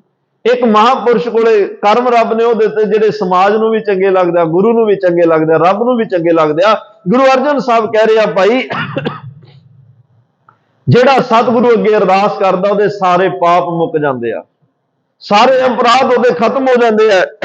ਜਦੋਂ ਗੁਰੂ ਗਿਆਨ ਦਾ ਪ੍ਰਕਾਸ਼ ਉਹਦੇ ਜੀਵਨ 'ਚ ਕਰ ਦਿੰਦਾ ਹੈ, ਹਿਰਦਾ ਜਿਹੜਾ ਫਿਰ ਉਹਦਾ ਪਾਪਾਂ ਨਾਲ ਸਹਿਮਤ ਨਹੀਂ ਹੁੰਦਾ, ਉਹਦੇ ਅੰਦਰ ਜਿਹੜਾ ਗਿਆਨ ਦਾ ਦੀਵਾ ਜਗ ਪੈਂਦਾ ਹੈ। ਦਾਸ ਤੇਰੇ ਕੀ ਬੇਨਤੀ ਰਿੱਧ ਕਰ ਪ੍ਰਗਾਸ, ਤੁਮਰੀ ਕਿਰਪਾ ਤੇ ਪਾਰ ਬ੍ਰਹਮ ਦੋਖਨ ਕੋ ਨਾਸ। ਅਰਦਾਸ ਵਿੱਚ ਇੰਨੀ ਵੱਡੀ ਤਾਕਤ ਹੈ, ਜਿੰਨੇ ਮਰਜੀ ਪਾਪ ਜੀਵਨ ਦੇ ਹੋਣ, ਅਰਦਾਸ ਕੋਈ ਭਾਵਨਾ ਨਾਲ ਕਰੇ ਸਾਰੇ ਪਾਪ ਮੁੱਕ ਜਾਂਦੇ ਆ। ਅਰਦਾਸ ਪਾਪ ਮੁਕਾਉਣ ਲਈ ਕੀਤੀ ਜਾਂਦੀ ਹੈ। ਅਰਦਾਸਾਂ ਰਾਹੀਂ ਪਾਪ ਜਿਹੜੇ ਨੇ ਨਾ ਇਹ ਖਤਮ ਹੋ ਜਾਂਦੇ ਆ। ਤੋ ਮਹਾਰਾਜ ਕਹਿੰਦੇ ਆ, ਗੁਰੂ ਅਰਜਨ ਦੇਵ ਪਾਤਸ਼ਾਹ ਨੇ ਅਰਦਾਸ ਕੀਤੀ ਪ੍ਰਮਾਤਮਾ ਅੱਗੇ, ਮੰਗਿਆ। ਉਹ ਕਹਿੰਦੇ ਮੰਗਿਆ ਉਹਨਾਂ ਸਭ ਕੁਝ ਹੈ, ਤੇ ਸਾਨੂੰ ਵੀ ਕਿਹਾ ਸਭ ਕੁਝ ਮੰਗ ਸਕਦੇ ਹੋ, ਲੇਕਿਨ ਸਾਨੂੰ ਸਿੱਖਿਆ ਦਿੰਦੇ ਹੋਏ ਕਹਿ ਰਹੇ ਆ, ਭਾਈ ਮੰਗੋ ਸਭ ਕੁਝ, ਪਰ ਆਪਣੇ ਕੋਲੋਂ ਮੰਗੋ। ਪਰਮਾਤਮਾ ਸਾਡਾ ਆਪਣਾ ਹੈ, ਉਹਦੀ ਅਸੀਂ ਅੰਸ਼ ਆ, ਕਿਸੇ ਹੋਰ ਤੋਂ ਨਾ ਮੰਗੋ, ਬੇਗਾਨਿਆਂ ਕੋਲੋਂ ਨਾ ਮੰਗੋ। ਪਦਾਰਥ ਵੀ ਮੰਗੋ, ਪਰ ਇਕੱਲੇ ਪਦਾਰਥਾਂ ਤੇ ਰੁਕ ਨਹੀਂ ਜਾਣਾ, ਪਰਮਾਰਥ ਵੀ ਮੰਗੋ, ਰੂਹਾਨੀਅਤ ਮੰਗੋ। ਪਹਿਲਾਂ ਪਦਾਰਥ ਦਾ ਭਗਤਾਂ ਨੇ ਵੀ ਮੰਗਿਆ। 3 ਤਰ੍ਹਾਂ ਦੀ ਅਰਦਾਸ ਹੈ। ਪਹਿਲੀ ਅਰਦਾਸ ਵਿੱਚ ਪਦਾਰਥ ਨੇ, ਦੂਜੀ ਅਰਦਾਸ ਵਿੱਚ ਹੈ ਕਿ ਜਿਵੇਂ ਭਗਤ ਧੰਨਾ ਜੀ ਨੇ, ਕਬੀਰ ਸਾਹਿਬ ਨੇ, ਸਾਰੇ ਦਾਤਾਂ ਮੰਗੀਆਂ। ਤੇ ਦੂਜੀ ਅਰਦਾਸ ਇਹ ਹੁੰਦੀ ਆ ਕਿ ਮੇਰਾ ਮਨ ਨਹੀਂ ਟਿਕਦਾ, ਮਨ ਟਿਕਾ ਦਿਓ। ਤੇ ਤੀਜੀ ਅਰਦਾਸ ਇਹ ਹੁੰਦੀ ਆ, ਵਿਸਰ ਨਾਹੀਂ ਦਾਤਾਰ, ਆਪਣਾ ਨਾਮ ਦੇਹੋ ਗੁਣ ਗਾਵਾਂ ਦਿਨ ਰਾਤ, ਨਾਨਕ ਚਾਹੋ। ਤੀਜੀ ਅਰਦਾਸ ਵਿੱਚ ਹੈ ਵੀ ਏਦਾਂ ਦਾ ਨਾਮ ਦੀ ਦਾਤ ਦੀ ਏਦਾਂ ਦੀ ਚਰਨਾਹਟ ਅੰਦਰ ਛੇੜ ਦਿਓ, ਦਿਨ ਰਾਤ ਉਹ ਲਿਵ ਟੁੱਟੇ ਨਾ। ਦਿਨ ਰਾਤ ਸਤਿਗੁਰੂ ਜਿਹੜਾ ਹੈ ਉਹ ਜੀਵਨ ਦੇ ਵਿੱਚੋਂ ਤੇਰੇ ਨਾਮ ਦਾ ਵਿਛੋੜਾ ਨਾ ਪਵੇ, ਬਿਲਕੁਲ ਤ੍ਰਿਪਤ ਹੋਈਏ, ਕੋਈ ਮੰਗ ਨਾ ਹੋਵੇ, ਲੋੜ ਨਾ ਹੋਵੇ। ਫਿਰ ਵੀ ਅਰਦਾਸ ਤਾਂ ਅਸੀਂ ਕਰਨੀ ਹੈ ਨਾ। ਜੇ ਕੋਈ ਬੰਦਾ ਕਵੇ ਜੀ ਆਪਾਂ ਤਾਂ ਅਰਦਾਸ ਵੀ ਨਹੀਂ ਕਰਨੀ ਕਿਉਂਕਿ ਚਾਹੀਦਾ ਕੁਛ ਨਹੀਂ, ਸਭ ਕੁਝ ਮਿਲ ਚੁੱਕਿਆ, ਜੋ ਜੋ ਮੰਗਿਆ ਪਰਮਾਤਮਾ ਨੇ ਕਮੀ ਕੋਈ ਨਹੀਂ ਛੱਡੀ, ਗੁਰੂ ਅਰਜਨ ਸਾਹਿਬ ਕਹਿੰਦੇ ਫਿਰ ਵੀ ਅਰਦਾਸ ਕਰੋ। ਪੁੱਛੀਏ ਮਾਰੇ ਫਿਰ ਕਾਹਦੀ? ਕਹਿੰਦੇ ਸ਼ੁਕਰਾਨਾ ਕਰੋ, ਹਰ ਰੋਜ਼ ਸ਼ੁਕਰਾਨਾ ਕਰੋ, ਹਰ ਵੇਲੇ ਸ਼ੁਕਰਾਨਾ, ਜੋ ਉਹਨੇ ਦਿੱਤਾ ਉਹਦਾ ਸ਼ੁਕਰਾਨਾ ਕਰੋ। ਹੁਣ ਜੇ ਚਾਹੀਦਾ ਨਹੀਂ ਨਾ ਕੁਝ, ਚੰਗੀ ਗੱਲ ਹੈ, ਜਿਉਂਦੇ ਜੀ ਬੰਦਾ ਕੋਈ ਰੱਜ ਜਾਏ, ਤ੍ਰਿਪਤ ਹੋ ਜਾਏ, ਇਸ ਤੋਂ ਚੰਗੀ ਗੱਲ ਕੀ ਹੋ ਸਕਦੀ ਹੈ। ਲੇਕਿਨ ਮਹਾਰਾਜ ਕਹਿੰਦੇ ਜਦੋਂ ਇੰਨਾ ਕੁਝ ਮਿਲ ਗਿਆ ਫਿਰ ਉਹਦਾ ਸ਼ੁਕਰਾਨਾ, ਫਿਰ ਉਹਦਾ ਧੰਨਵਾਦ ਇਹ ਵੀ ਕਰਨਾ। ਅਰਦਾਸ ਕਰਦਿਆਂ ਰੋਜ਼ ਪਰਮਾਤਮਾ ਨਾਲ ਮੇਲ ਹੁੰਦਾ ਹੈ। ਅਰਦਾਸ ਕਰਦਿਆਂ ਉਸ ਨਾਲ ਬਚਨ ਵਿਲਾਸ ਕਰਨ ਦਾ ਅਵਸਰ ਮਿਲਦਾ ਹੈ। ਅਰਦਾਸ ਕਰਦਿਆਂ ਰੋਜ਼ ਉਸ ਦੀ ਹਜ਼ੂਰੀ ਦਾ ਆਨੰਦ ਮਾਣੀਦਾ ਹੈ। ਇਸ ਲਈ ਜੀਵਨ ਜਿਹੜਾ ਅਰਦਾਸ ਵੀ ਹੋਣਾ ਨਹੀਂ ਹੋਣਾ ਚਾਹੀਦਾ। ਅਰਦਾਸ ਵੀ ਹੋਣਾ ਜੀਵਨ ਉਸ ਸੁੱਕੇ ਹੋਏ ਸਰੋਵਰ ਵਰਗਾ ਜਿਹਦਾ ਸੰਬੰਧ ਪਾਣੀ ਨਾਲੋਂ ਟੁੱਟ ਚੁੱਕਿਆ ਤੇ ਆਪਦੇ ਵਿੱਚੋਂ ਪਾਣੀ ਮੁੱਕ ਚੁੱਕਿਆ। ਉੱਥੇ ਨਾ ਕੋਈ ਪੰਛੀ ਜਾਂਦਾ, ਨਾ ਕੋਈ ਸੈਲਾਨੀ ਜਾਂਦਾ। ਫਿਰ ਜਿਹੜੇ ਜੀਵਨ ਵਿੱਚੋਂ ਭਾਈ ਅਰਦਾਸ ਮੁੱਕ ਜਾਏ, ਜਿਹੜੇ ਜੀਵਨ ਵਿੱਚੋਂ ਰੱਬ ਦੇ ਅੱਗੇ ਨਾ ਸ਼ੁਕਰਾਨੇ ਦੀ ਅਰਦਾਸ, ਨਾ ਕੋਈ ਮੰਗ ਦੀ ਅਰਦਾਸ, ਇਹਦਾ ਮਤਲਬ ਉਹਦੀ ਰੱਬ ਨਾਲ ਗੱਲ ਹੀ ਨਹੀਂ ਹੋ ਰਹੀ। ਅਰਦਾਸ ਰੱਬ ਨਾਲ ਗੱਲ ਕਰਨ ਦਾ ਜ਼ਰੀਆ, ਇਹਦਾ ਮਤਲਬ ਰੱਬ ਨਾਲ ਗੱਲ ਹੀ ਨਹੀਂ ਕਰ ਰਿਹਾ, ਗੁਰੂ ਨਾਲ ਗੱਲ ਨਹੀਂ ਕਰ ਰਿਹਾ। ਉਹਦਾ ਜੀਵਨ ਉਸ ਸੁੱਕੇ ਹੋਏ ਸਰੋਵਰ ਵਰਗਾ ਹੈ। ਜਿਹਦਾ ਸੰਬੰਧ ਪਾਣੀ ਨਾਲ ਟੁੱਟ ਗਿਆ ਉਹ ਕਿਸੇ ਕੰਮ ਦਾ ਨਹੀਂ। ਫਿਰ ਜਿਹੜੇ ਸਿੱਖ ਦਾ ਸੰਬੰਧ ਬਾਣੀ ਨਾਲੋਂ ਟੁੱਟ ਗਿਆ ਉਹ ਵੀ ਕਿਸੇ ਕੰਮ ਦਾ ਨਹੀਂ, ਉਹ ਵੀ ਕਿਸੇ ਕੰਮ ਦਾ ਨਹੀਂ। ਅਰਦਾਸ ਰਾਹੀਂ ਤਾਂ ਰੱਬੀ ਬਰਕਤਾਂ ਸਾਡੇ ਜੀਵਨ ਵਿੱਚ ਆਉਂਦੀਆਂ ਨੇ। ਦੇਖੋ ਅਰਦਾਸ ਅਸੀਂ ਹਰ ਰੋਜ਼ ਕਰਦੇ ਹਾਂ, ਅਸੀਂ ਮੰਗਦੇ ਹਾਂ ਤੇ ਉਹ ਮਿਲਦਾ ਹੈ, ਪਰ ਉਹ ਸਿੱਖ ਵਡਭਾਗਾ ਗਏ ਜਿਸ ਨੂੰ ਸਵੇਰ ਸ਼ਾਮ ਅਰਦਾਸ ਕਰਨ ਦਾ ਮੌਕਾ ਮਿਲ ਜਾਂਦਾ। ਇਹ ਵੀ ਇੱਕ ਵੱਡੇ ਭਾਗਾਂ ਦੀ ਨਿਸ਼ਾਨੀ ਹੈ। ਅਰਦਾਸ ਵਿੱਚ ਮੰਗਣਾ ਇੱਕ ਅਲੱਗ ਚੀਜ਼ ਹੈ, ਸਵੇਰ ਸ਼ਾਮ ਅਰਦਾਸ ਕਰਨੀ ਇਹ ਵੀ ਵੱਡੇ ਭਾਗਾਂ ਦੇ। ਇਹ ਗੁਰੂ ਅਰਜਨ ਸਾਹਿਬ ਕਹਿ ਰਹੇ ਆ, ਜਿਹੜਾ 2 ਵੇਲੇ ਸਿੱਖ ਅਰਦਾਸ ਕਰਦਾ ਤੇ ਕਰਨੀ ਚਾਹੀਦੀ ਆ। ਜਿੰਨੇ ਵੀ ਬੈਠੇ ਹੋ ਅੱਜ ਇਹ ਗੱਲ ਮਨ 'ਚ ਪੱਕੀ ਕਰਕੇ ਜਾਇਓ ਕਿ ਸਵੇਰ ਦਾ ਨਿਤਨੇਮ ਕਰਕੇ, ਚਾਹੇ ਕੋਈ ਜਪਜੀ ਸਾਹਿਬ ਦਾ ਹੀ ਇਕੱਲਾ ਪਾਠ ਕਰਦਾ ਹੈ, ਚਾਹੇ ਕੋਈ ਅੱਧਾ ਘੰਟਾ ਪੌਣਾ ਘੰਟਾ ਇਕੱਲਾ ਸਿਮਰਨ ਕਰਦੇ ਨੂੰ ਬਾਣੀ ਨਹੀਂ ਪੜ੍ਹਨੀ ਆ ਰਹੀ, ਉਹ ਵੀ ਅਰਦਾਸ ਕਰੇ, ਜਿਵੇਂ ਆਉਂਦੀ ਆ ਉਵੇਂ ਕਰੇ। ਇੰਨਾ ਤਾਂ ਕਹਿ ਸਕਦਾ, ਪ੍ਰਮਾਤਮਾ ਤੇਰਾ ਸ਼ੁਕਰ ਹੈ ਤੂੰ ਅੰਮ੍ਰਿਤ ਵੇਲੇ ਜਾਗਣ ਦਾ ਮੌਕਾ ਦਿੱਤਾ, ਮੈਨੂੰ ਆਪਣੇ ਨਾਮ ਜਪਾਇਆ, ਤੇਰਾ ਧੰਨਵਾਦ, ਇਹ ਜਪਾਉਂਦਾ ਹੀ ਰਹੀ। ਤੇ ਸ਼ਾਮ ਨੂੰ ਸੋਧਰ ਰਹਿਰਾਸ ਸਾਹਿਬ ਦੀ ਬਾਣੀ ਪੜ੍ਹ ਕੇ ਅਰਦਾਸ ਕਰਨਾ। 2 ਵੇਲੇ ਨਿਤਨੇਮ, 2 ਵੇਲੇ ਅਰਦਾਸ ਜ਼ਰੂਰ ਕਰਿਆ ਕਰੋ, ਕਿਉਂਕਿ ਬੜੇ ਵੱਡੇ ਭਾਗਾਂ ਦੀ ਨਿਸ਼ਾਨੀ ਹੈ। ਉਹਨੂੰ ਸਮਝਣਾ ਚਾਹੀਦਾ ਕਿ ਅਰਦਾਸ ਨਾਲ ਮੈਨੂੰ ਹਿਰਦਾ ਤੇ ਘਰ ਜਿਹੜਾ ਹੈ ਭਰਨ ਦਾ ਮੌਕਾ ਮਿਲ ਗਿਆ। ਅਰਦਾਸ ਵਿੱਚ ਅਸੀਂ ਜੋ ਦਾਤਾਂ ਮੰਗੀ ਉਹ ਵੀ ਮਿਲਦੀਆਂ, ਤੇ ਅਰਦਾਸ ਨਾਲ ਜਦੋਂ ਨਾਮ ਮੰਗਿਆ ਉਹਦੀ ਯਾਦ ਵਿੱਚ ਜੁੜੇ ਅਤੇ ਹਿਰਦਾ ਉਹਦੇ ਰੱਬੀ ਗੁਣਾਂ ਨਾਲ ਭਰ ਗਿਆ। ਗੁਰੂ ਅਰਜਨ ਦੇਵ ਪਾਤਸ਼ਾਹ ਨੂੰ ਪਿਤਾ ਜੀ ਨੇ ਕਿਹਾ, ਬੇਟਾ ਲਾਹੌਰ ਜਾਓ, ਆਪਣੇ ਤਾਏ ਦੇ ਪੁੱਤਰ ਦੇ ਵਿਆਹ ਵਿੱਚ ਅਰਦਾਸ ਕਰਕੇ ਤੁਰੇ, ਅਰਦਾਸ ਕਰਕੇ ਤੁਰੇ। ਤੇ ਜਦੋਂ ਉੱਥੇ ਮਹਾਰਾਜ ਨੇ ਕਿਹਾ, ਇੱਕ ਗੱਲ ਯਾਦ ਰੱਖਿਓ ਅਰਜਨ ਦੇਵ, ਚੱਲਿਆ ਵੀ ਹੁਕਮ ਵਿੱਚ ਹੈ ਤੇ ਆਉਣਾ ਵੀ ਹੁਕਮ ਵਿੱਚ ਆ। ਆਹ ਵੱਡੀ ਪ੍ਰੀਖਿਆ ਸੀ ਅਸਲ ਵਿੱਚ। ਵਿਆਹ ਤੇ ਜਾਣਾ ਔਖਾ ਨਹੀਂ ਸੀ, ਪਿਰਥੀ ਚੰਦ ਨੇ ਜਵਾਬ ਦੇ ਦਿੱਤਾ। ਬਾਬਾ ਮਹਾਦੇਵ ਜੀ ਨਹੀਂ ਗਏ, ਗੁਰੂ ਅਰਜਨ ਸਾਹਿਬ ਨੂੰ ਕਿਹਾ ਪੁੱਤਰ ਤੂੰ ਜਾ। ਤੇ ਉਹਨਾਂ ਕਿਹਾ ਸਤਿਗੁਰੂ ਸ਼ੁਕਰ, ਤੁਸੀਂ ਤਾਂ ਮੈਨੂੰ ਬੜੇ ਚੰਗੇ ਜਿਹੜਾ ਮੌਕੇ ਤੇ ਵਿਆਹ ਤੇ ਭੇਜਣ ਲੱਗੇ ਹੋ। ਜੇ ਮੈਨੂੰ ਕਿਤੇ ਉਹ ਸਥਾਨ ਤੇ ਭੇਜ ਦੇ ਜਿੱਥੇ ਮੇਰੀ ਜਿੰਦ ਨੂੰ ਕੋਈ ਕਸ਼ਟ ਵੀ ਸਹਿਣਾ ਪੈਂਦਾ, ਮੈਂ ਤਾਂ ਉੱਥੇ ਜਾਣ ਤੋਂ ਵੀ ਗੁਰੇਜ਼ ਨਹੀਂ ਸੀ ਕਰਨਾ। ਕਿਉਂਕਿ ਗੁਰੂ ਰਾਮਦਾਸ ਮਹਾਰਾਜ ਜਾਣਦੇ ਆ, ਜੇਠ ਦਾ ਮਹੀਨਾ, ਗਰਮ ਲੂਆਂ ਵਗ ਰਹੀਆਂ ਨੇ, ਤੁਰ ਕੇ ਜਾਣਾ, ਤੇ ਜਿਹੜਾ ਅੱਜ ਇਹ ਜੇਠ ਦੀ ਗਰਮ ਲੂ ਸਹਾਰ ਜਾਏਗਾ, ਮੈਨੂੰ ਤਾਂ ਉਹ ਚਾਹੀਦਾ ਜਿਹੜਾ ਕੱਲ ਜੇਠ ਮਹੀਨੇ ਵਿੱਚ ਤਤੀਆਂ ਤਵੀਆਂ ਤੇ ਬਹਿਣਾ ਪਵੇ, ਉੱਥੇ ਵੀ ਇਦਾਂ ਹੀ ਬੈਠ ਜਾਏ, ਉੱਥੇ ਵੀ ਬੇਝਿਜਕੋ ਕੇ ਬੈਠ ਜਾਏ। ਜੇ ਪਿਰਥੀ ਚੰਦ ਨੂੰ ਅੱਜ ਗਰਮੀ ਲੱਗੀ, ਉਹ ਜਾ ਨਹੀਂ ਰਿਹਾ, ਤੇ ਇਹਨੇ ਕੱਲ ਫਿਰ ਤਵੀ ਤੇ ਵੀ ਕਿਵੇਂ ਬਹਿਣਾ। ਤੇ ਉੱਥੇ ਮਹਾਰਾਜ ਲਾਹੌਰ ਗਏ, ਸਤਿਗੁਰਾਂ ਦਾ ਕੋਈ ਬੁਲਾਵਾ ਨਹੀਂ ਆਇਆ, ਅਰਦਾਸਾਂ ਨਿਕਲੀਆਂ। ਚਲੋ ਇਹ ਬਚਨ ਗੁਰੂ ਬਣ ਕੇ ਮਹਾਰਾਜ ਨੇ ਜਿਹੜੇ ਆ ਫਿਰ ਬਾਣੀ ਵਿੱਚ ਅੰਕਿਤ, ਲੇਕਿਨ ਇੱਥੇ ਢੁਕਦੇ ਆ, ਮੇਰਾ ਮਨ ਲੋਚੈ ਗੁਰਦਰਸ਼ਨ ਤਾਈ। ਇਹ ਅਰਦਾਸ ਹੈ, ਬਿਲਪ ਕਰੇ ਚਾਤਰਕ ਕੀ ਨਿਆਈ, ਤ੍ਰਿਖਾ ਨਾ ਉਤਰੈ ਸ਼ਾਂਤ ਨਾ ਆਵੈ, ਬਿਨ ਦਰਸ਼ਨ ਸੰਤ ਪਿਆਰੇ ਜੀਓ, ਹਉ ਭੋਲੀ ਜੀਓ ਕੋਲ ਕਮਾਈ। ਗੁਰਦਰਸ਼ਨ ਸੰਤ ਪਿਆਰੇ ਜੀਓ, ਤੇਰਾ ਮੁਖ ਸੁਹਾਵਾ, ਸਹਿਜ ਧੁਨ ਬਾਣੀ, ਚਿਰ ਹੋਆ ਦੇਖੇ ਸਾਰੰਗ ਪਾਣੀ। ਧਨ ਸੋ ਦੇਸ਼ ਜਹਾਂ ਤੂੰ ਵਸਿਆ, ਮੇਰੇ ਸੱਜਣ ਮੀਤ ਮੁਰਾਰੇ ਜੀਓ, ਹਉ ਭੋਲੀ ਜੀਓ ਕੋਲ ਕਮਾਈ। ਗੁਰ ਸੱਜਣ ਮੀਤ ਮੁਰਾਰੇ ਜੀਓ, ਇੱਕ ਘੜੀ ਨਾ ਮਿਲਤੇ ਤਾਂ ਕਲਯੁਗ ਹੋਤਾ, ਹੁਣ ਕਦ ਮਿਲਿਆ ਪ੍ਰੈ ਤੁਧ ਭਗਵੰਤਾ। ਮੋਏ ਰਹਿਣ ਨਾ ਵਿਹਾਵੈ ਨੀਂਦ ਨਾ ਆਵੈ, ਬਿਨ ਦੇਖੇ ਗੁਰ ਦਰਬਾਰੇ ਜੀਓ, ਹਉ ਭੋਲੀ ਜੀਓ ਕੋਲ ਕਮਾਈ, ਤੇ ਸੱਚੇ ਗੁਰ ਦਰਬਾਰੇ ਜੀਓ। ਇਹ ਅਰਦਾਸ ਰੂਪ ਵਿੱਚ ਸ਼ਬਦ ਨਿਕਲੇ। ਚਲੋ ਅਰਦਾਸ ਪ੍ਰਵਾਨ ਹੋਈ, ਗੁਰੂ ਦਾ ਮਿਲਾਪ ਹੋਇਆ। ਫਿਰ ਇੱਕ ਸ਼ਬਦ ਉੱਥੇ ਸ਼ੁਕਰਾਨੇ ਦਾ ਨਿਕਲਿਆ, ਭਾਗ ਹੋਆ ਗੁਰ ਸੰਤ ਮਿਲਾਇਆ, ਪ੍ਰਭ ਅਬਨਾਸੀ ਘਰ ਮੈਂ ਪਾਇਆ। ਗੁਰੂ ਵੀ ਮਿਲ ਗਿਆ, ਤੇ ਗੁਰੂ ਰਾਹੀਂ ਉਹ ਸੰਤ ਪਰਮਾਤਮਾ ਵੀ ਮਿਲ ਗਿਆ। ਭਾਗ ਹੋਆ ਗੁਰ ਸੰਤ ਮਿਲਾਇਆ, ਪ੍ਰਭ ਅਬਨਾਸੀ ਘਰ ਮੈਂ ਪਾਇਆ। ਸੇਵ ਕਰੀ ਪਲ ਚਸਾ ਨਾ ਵਿਛੜਾ, ਜਨ ਨਾਨਕ ਦਾਸ ਤੁਮਾਰੇ ਜੀਓ, ਹਉ ਭੋਲੀ ਜੀਓ ਕੋਲ ਕਮਾਈ। ਜਨ ਨਾਨਕ ਦਾਸ ਤੁਮਾਰੇ ਜੀਓ। ਇਹ ਅਰਦਾਸਾਂ ਗੁਰੂ ਅਰਜਨ ਦੇਵ ਪਾਤਸ਼ਾਹ ਨੇ ਕੀਤੀਆਂ, ਗੁਰੂ ਰਾਮਦਾਸ ਪਾਤਸ਼ਾਹ ਨੇ ਸੁਣੀਆਂ। ਇਹ ਲਾਹੌਰ ਤੋਂ ਹੋਈਆਂ। ਗੁਰੂ ਅਰਜਨ ਦੇਵ ਪਾਤਸ਼ਾਹ ਨੇ ਜਿਹੜੀਆਂ ਅਰਦਾਸਾਂ, ਉਹਨਾਂ ਤੁਰਨ ਲੱਗਿਆਂ ਵੀ ਅਰਦਾਸ, ਉੱਥੋਂ ਬੈਠਿਆਂ ਨੇ ਅਰਦਾਸ ਕੀਤੀ, ਜਦੋਂ ਵਾਪਸ ਆਏ ਆ ਕੇ ਗੁਰੂ ਦੇ ਦਰਸ਼ਨ ਕਰਕੇ ਵੀ ਅਰਦਾਸ ਕੀਤੀ। ਇੰਨਾ ਸੰਬੰਧ ਅਰਦਾਸ ਨਾਲ। ਤੇ ਮਹਾਰਾਜ ਕਹਿੰਦੇ ਆ, ਜਦੋਂ ਹਰਮੰਦਰ ਸਾਹਿਬ ਦੀ ਨੀਂਹ ਰੱਖੀ, ਚਾਹੇ ਸਾਈਂ ਮੀਆਂ ਮੀਰ ਨੇ ਰੱਖੀ, ਲੇਕਿਨ ਗੁਰੂ ਅਰਜਨ ਦੇਵ ਪਾਤਸ਼ਾਹ ਨੇ ਅਰਦਾਸ ਕੀਤੀ ਹੈ। ਉਦੋਂ ਵੀ ਪ੍ਰਮਾਤਮਾ ਦੇ ਅੱਗੇ ਅਰਦਾਸ ਹੋਈ। ਤੇ ਕਹਿੰਦੇ ਆ ਜਦੋਂ ਸੰਪੂਰਨਤਾ ਹੋਈ, ਉਦੋਂ ਵੀ ਅਰਦਾਸ ਕੀਤੀ।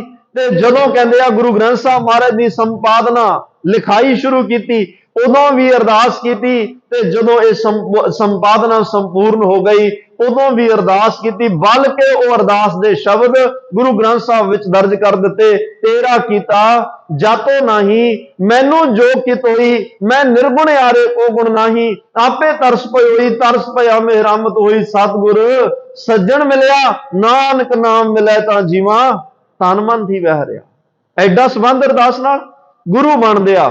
ਇੱਕ ਦਿਨ ਸਿੱਖਾਂ ਕਿਹਾ, ਮਹਾਰਾਜ ਸੁੱਲੀ ਖਾਨ ਚੜ ਕੇ ਆ ਰਿਹਾ, ਸੁਲੱਭੀ ਖਾਨ ਆ ਰਿਹਾ, ਤੁਹਾਨੂੰ ਮਾਰਨ ਵਾਸਤੇ ਆ ਰਿਹਾ। ਸਤਿਗੁਰੂ ਕਹਿੰਦੇ ਸਰੰਦਾ ਲਿਆਓ। ਉਹ ਉਸ ਵੇਲੇ ਵੀ ਦੇਖੋ ਅਰਦਾਸ ਕਿਵੇਂ ਨਿਕਲ ਰਹੀ ਆ।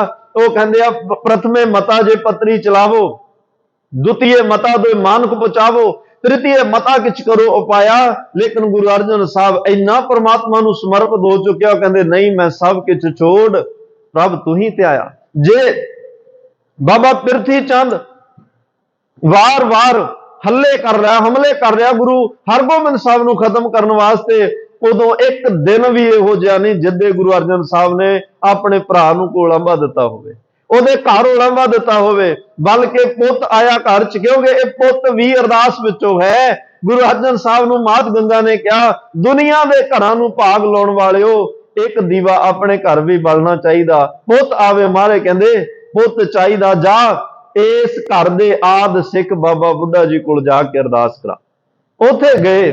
ਚਲੋ ਪਹਿਲੇ ਦਿਨ ਆਪ ਜੀ ਨੂੰ ਪਤਾ ਕਿ ਵਾਪਸ ਆਉਣਾ ਪਿਆ। ਅਗਲੇ ਦਿਨ ਨੰਗੇ ਪੈਰ, 2 ਮਿੱਸੇ ਪ੍ਰਸ਼ਾਦੇ ਨਾਲ ਗੰਢਾ, ਮੱਖਣ, ਲੱਸੀ।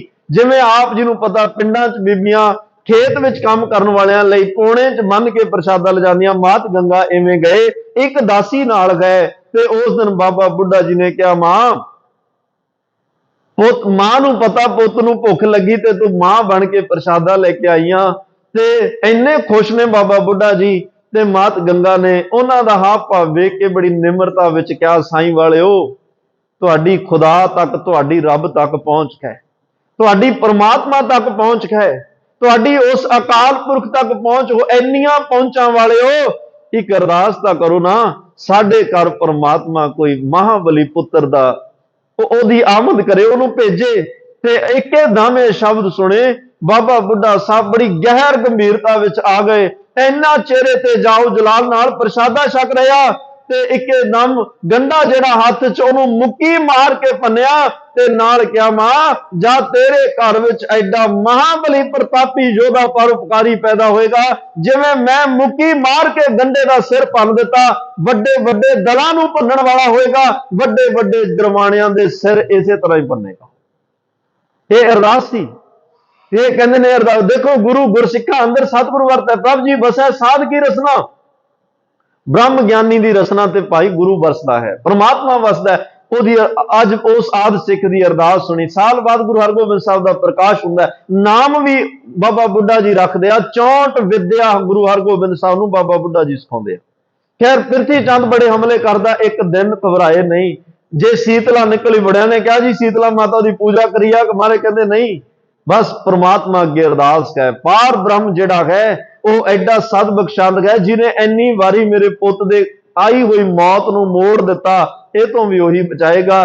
ਤੇ ਇਹੀ ਹੋਇਆ, ਪਾਰ ਬ੍ਰਹਮ ਸਾ ਕਿਰਪਾ ਧਾਰੀ, ਪ੍ਰਮਾਤਮਾ ਨੇ ਐਸੀ ਕਿਰਪਾ ਕੀਤੀ, ਹਰਗੋਬਿੰਦ ਨਵਾਂ ਨਰੋਆ, ਨਵਾਂ ਨਰੋਆ, ਇੱਕ ਵਾਲ ਤੱਕ ਵਿੰਗਾ ਨਹੀਂ ਹੋਣ ਦਿੱਤਾ। ਇਹ ਅਰਦਾਸ ਦੀ ਬਰਕਤ ਹੈ ਭਾਈ। ਅਰਦਾਸਾਂ ਦੇ ਨਾਲ ਇਹ ਬਖਸ਼ਿਸ਼ਾਂ ਵਰਤੀਆਂ। ਜੇ ਅਰਦਾਸ ਨੇ ਹੀ ਸਾਨੂੰ ਦੁੱਖ ਸੁੱਖ ਵਿੱਚ ਉਸ ਪ੍ਰਮਾਤਮਾ ਦੇ ਸਨਮੁਖ ਰੱਖਣਾ ਹੈ। ਲੋ, ਇਹ ਅਰਦਾਸ ਦੀ ਵਿਆਖਿਆ ਬੜੀ ਲੰਮੀ ਹੈ। ਗੁਰੂ ਅਰਜਨ ਦੇਵ ਪਾਤਸ਼ਾਹ ਦੇ ਜੀਵਨ ਵਿੱਚ ਅਰਦਾਸ ਬੜਾ ਇੱਕ ਲੰਬਾ ਕਨਸੈਪਟ ਹੈ। ਕਦੇ ਵਕਤ ਆਇਆ, ਖਾਨਪੁਰਾ ਪਿੰਡ ਹੈ ਤਰਨਤਾਰਨ ਸਾਹਿਬ ਕੋਲ, ਇੱਕ ਬੜਾ ਗਰੀਬ ਸਿੱਖ ਹੈ, ਇਹਦਾ ਪਰਿਵਾਰ ਸਿੱਖੀ ਸਰਵਰ ਲਾਲਾ ਵਾਲੇ ਨੂੰ ਮੰਨਦਾ ਹੈ। ਪਰਿਵਾਰ ਨੇ ਕਿਹਾ ਵੀ ਜਾਂ ਇਹਨੇ ਸਿੱਖੀ ਧਾਰਨ ਕਰ ਲਈ, ਵੀ ਜਾਂ ਸਿੱਖੀ ਛੱਡ ਜਾਂ ਸਾਨੂੰ ਛੱਡ। ਉਹ ਕਹਿੰਦਾ ਤੁਹਾਨੂੰ ਛੱਡਿਆ, ਸਿੱਖੀ ਨਹੀਂ ਛੱਡਣੀ। ਪਿੰਡ ਵਾਲਿਆਂ ਕੋਲ ਗੱਲ ਪਹੁੰਚੀ, ਪਿੰਡ ਵਾਲੇ ਕਹਿੰਦੇ ਵੀ ਹਾਂ ਸਾਰਾ ਪਿੰਡ ਸਿੱਖੀ ਸਰਵਰ ਨੂੰ ਮੰਨਦਾ, ਤੂੰ ਜਾਂ ਸਾਨੂੰ ਵੀ ਛੱਡ, ਫਿਰ ਜਾਂ ਸਿੱਖੀ ਛੱਡੋ। ਕਹਿੰਦਾ ਤੁਹਾਨੂੰ ਵੀ ਛੱਡਿਆ। ਪਿੰਡ ਨੇ ਬਾਈਕਾਟ ਕਰ ਦਿੱਤਾ ਤੇ ਬਾਹਰ ਜੰਗਲਾਂ 'ਚ ਰਹਿਣ ਲੱਗ ਪਿਆ। ਕੱਖਾਂ ਕਾਨਿਆਂ ਦੀ ਝੌਂਪੜੀ ਪਾਈ, ਲੱਕੜਾਂ ਵੱਢਦਾ, ਵੇਚ ਕੇ ਗੁਜ਼ਾਰਾ ਕਰਦਾ। ਮੈਂ ਗੱਲ ਸਿਰਫ ਅਰਦਾਸ ਦੀ ਕਰ ਰਿਹਾ। ਗੁਰੂ ਦੇ ਚਰਨਾਂ ਜਦੋਂ ਕੋਈ ਸਿੱਖ ਅਰਦਾਸ ਕਰਦਾ ਹੈ, ਗੁਰੂ ਅਰਜਨ ਦੇਵ ਪਾਤਸ਼ਾਹ ਭਾਈ ਸਹਾਇਤਾ ਕਰਦੇ ਆ, ਪਹੁੰਚਦੇ ਆ, ਬੌੜੀ ਕਰਦੇ ਆ। ਐਡੇ ਅੰਤਰਜਾਮੀ ਆ ਗੁਰੂ ਅਰਜਨ ਸਾਹਿਬ। ਉਹ ਸਿੱਖ ਨੇ ਜਦੋਂ ਇੱਕ ਅੱਖਾਂ ਕਾਨਿਆਂ ਦੀ ਝੌਂਪੜੀ, ਘਰ ਹੈ ਨਹੀਂ ਸੀ ਨਾ, ਝੌਂਪੜੀ ਬਣਾਈ, ਉਹਨੂੰ ਲੱਗਿਆ ਚਲੋ ਮੇਰਾ ਘਰ ਬਣ ਗਿਆ। ਜਿਹੋ ਜਿਹਾ ਮਰਜ਼ੀ ਬਣਿਆ, ਘਰ ਤਾਂ ਘਰ ਹੀ ਹੈ ਨਾ।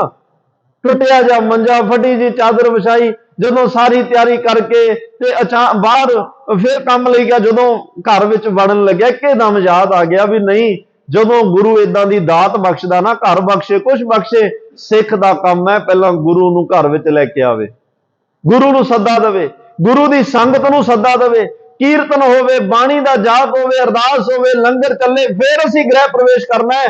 ਤੇ ਇਹ ਤਾਂ ਘਰ ਹੀ ਹੈ ਨਾ ਮੇਰਾ, ਤੇ ਮਨਾ ਤੂੰ ਗੁਰੂ ਨੂੰ ਸੱਦਾ ਦੇ, ਸਿੱਖਾਂ ਨੂੰ ਸੱਦਾ ਦੇ। ਫਿਰ ਮਨ ਚ ਆਇਆ, ਮਨਾ ਤੂੰ ਕੱਲਾ ਇੱਥੇ, ਤੇਰੇ ਕੱਲੇ ਕੋਲੇ ਗੁਰੂ ਨੇ ਕੀ ਆਉਣਾ ਹੈ, ਸਿੱਖਾਂ ਨੇ ਕੀ ਆਉਣਾ। ਜੇ ਆ ਵੀ ਗਿਆ ਤੂੰ ਟੁੱਟੇ ਮੰਜੇ ਤੇ ਬਿਠਾਏਗਾ, ਜੇ ਗੁਰੂ ਸਾਹਿਬ ਆ ਵੀ ਗਿਆ ਝੌਂਪੜੀ 'ਚ ਬਿਠਾਏਗਾ, ਜੇ ਇੰਨੇ ਸਿੱਖ ਨਾਲ ਹੋਏ ਤੂੰ ਕਿੱਥੇ ਬਿਠਾਏਗਾ, ਕੀ ਛਕਾਏਗਾ, ਤੇਰੇ ਪੱਲੇ ਹੀ ਕੁਛ ਨਹੀਂ। ਕਹਿ ਰੋ ਕਹਿੰਦਾ ਚੱਲ ਕੋਈ ਨਹੀਂ, ਗੁਰਸਿੱਖਾਂ ਅੰਦਰ ਸਤਿਗੁਰ ਵਰਤ ਹੈ, ਮੇਰੇ ਵਿੱਚ ਵੀ ਵਰਤਦਾ।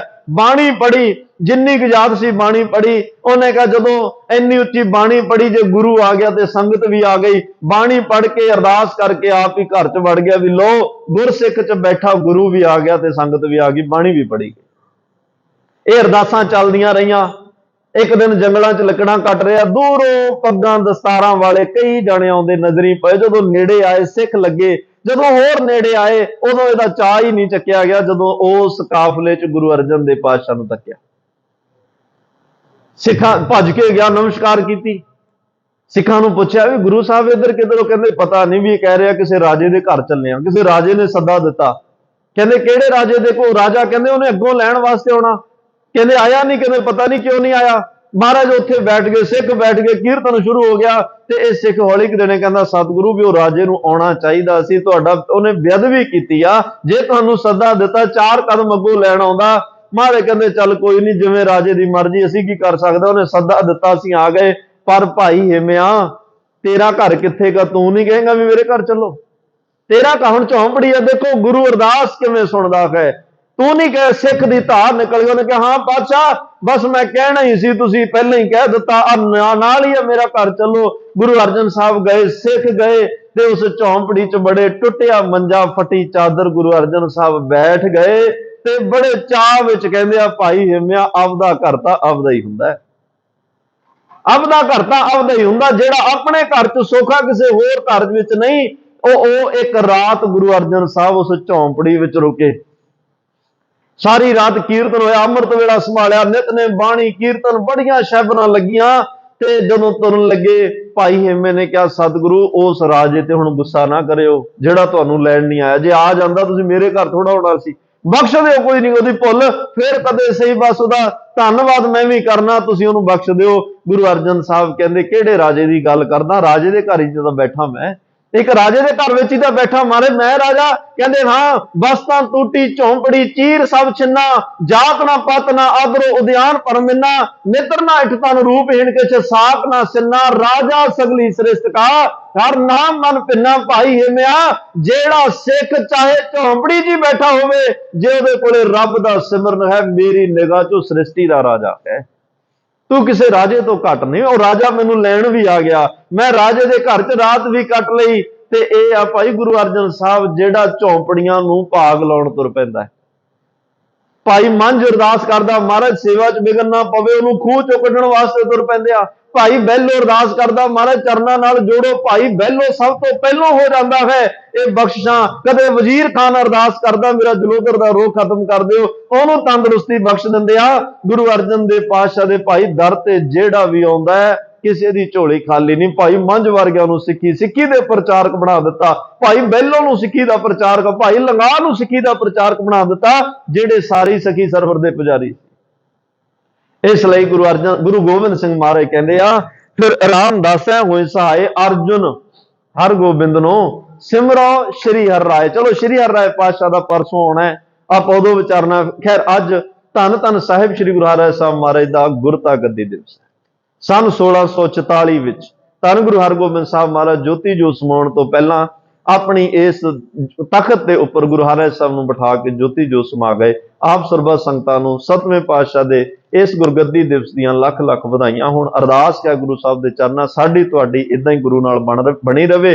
अरदासां करदिआं, सिमरन करदिआं, बाणी पढ़दिआं, सतसंग करदिआं साडियां तुहाडियां इह गुरमत दीआं सांझां सतगुरु इदां तरह होर पक्कीआं करन, इह जुगां जुगांतरां तक निभण। तुहानूं सारिआं नूं नाम दी दात, सिੱਖੀ दी दात, अमृत वेले जागण दी दात, तुहाडे घरां विच सतगुरु बरकतां पाउण, तुहानूं अमृत वेले जागण दी दात देण। तुहाडी साडी सारिआं दी बकाया जिंदगी जिन्नी बची आ, इदां ही गुरु दे गुण गाउंदिआं लंघ जाए। तुहाडा एक एक जीवन दा स्वास अरदास करदिआं लंघ जाए, यही मन दी इच्छा है, क्योंकि अरदास नाल गुरु दा परमात्मा दा मिलाप। इन्नियां बेनतियां प्रवान होईयां, बेअंत भुल्लां दी खिमा देहो सज्जण असीसड़ियां जो होवे। साहिब शो मेल सारी संगत आनंद साहब विच रसना पवित्र करियो जी। फिर अरदास बेनती विच जुड़ांगे। आनंद साहिब रामकली महला तीजा। आनंद एक ओंकार सतगुरु प्रसाद, आनंद भया मेरी माए सतगुरु मैं पाया। राग रतन परवार परियां शब्द गावणे आईयां, कह नानक आनंद होआ सतगुरु मैं पाया। हर नाल रहो तू मन मेरे, दुख सब विसारना, सबना गल्लां समरथ स्वामी, सो क्यों मनो विसारे। साचे साहिबा क्या नहीं करते रह, सदा सिफत सलाह तेरी नाम मन वसाव। कह नानक सच्चे साहिब क्या नहीं करते रह, साचा नाम मेरा आधारो। कर शांत सुख मन आए वसिया, जिन इच्छा सब पुजाइया। कह नानक सुनो संतो शब्द तरो प्यारो, साचा नाम मेरा आधारो वाजे।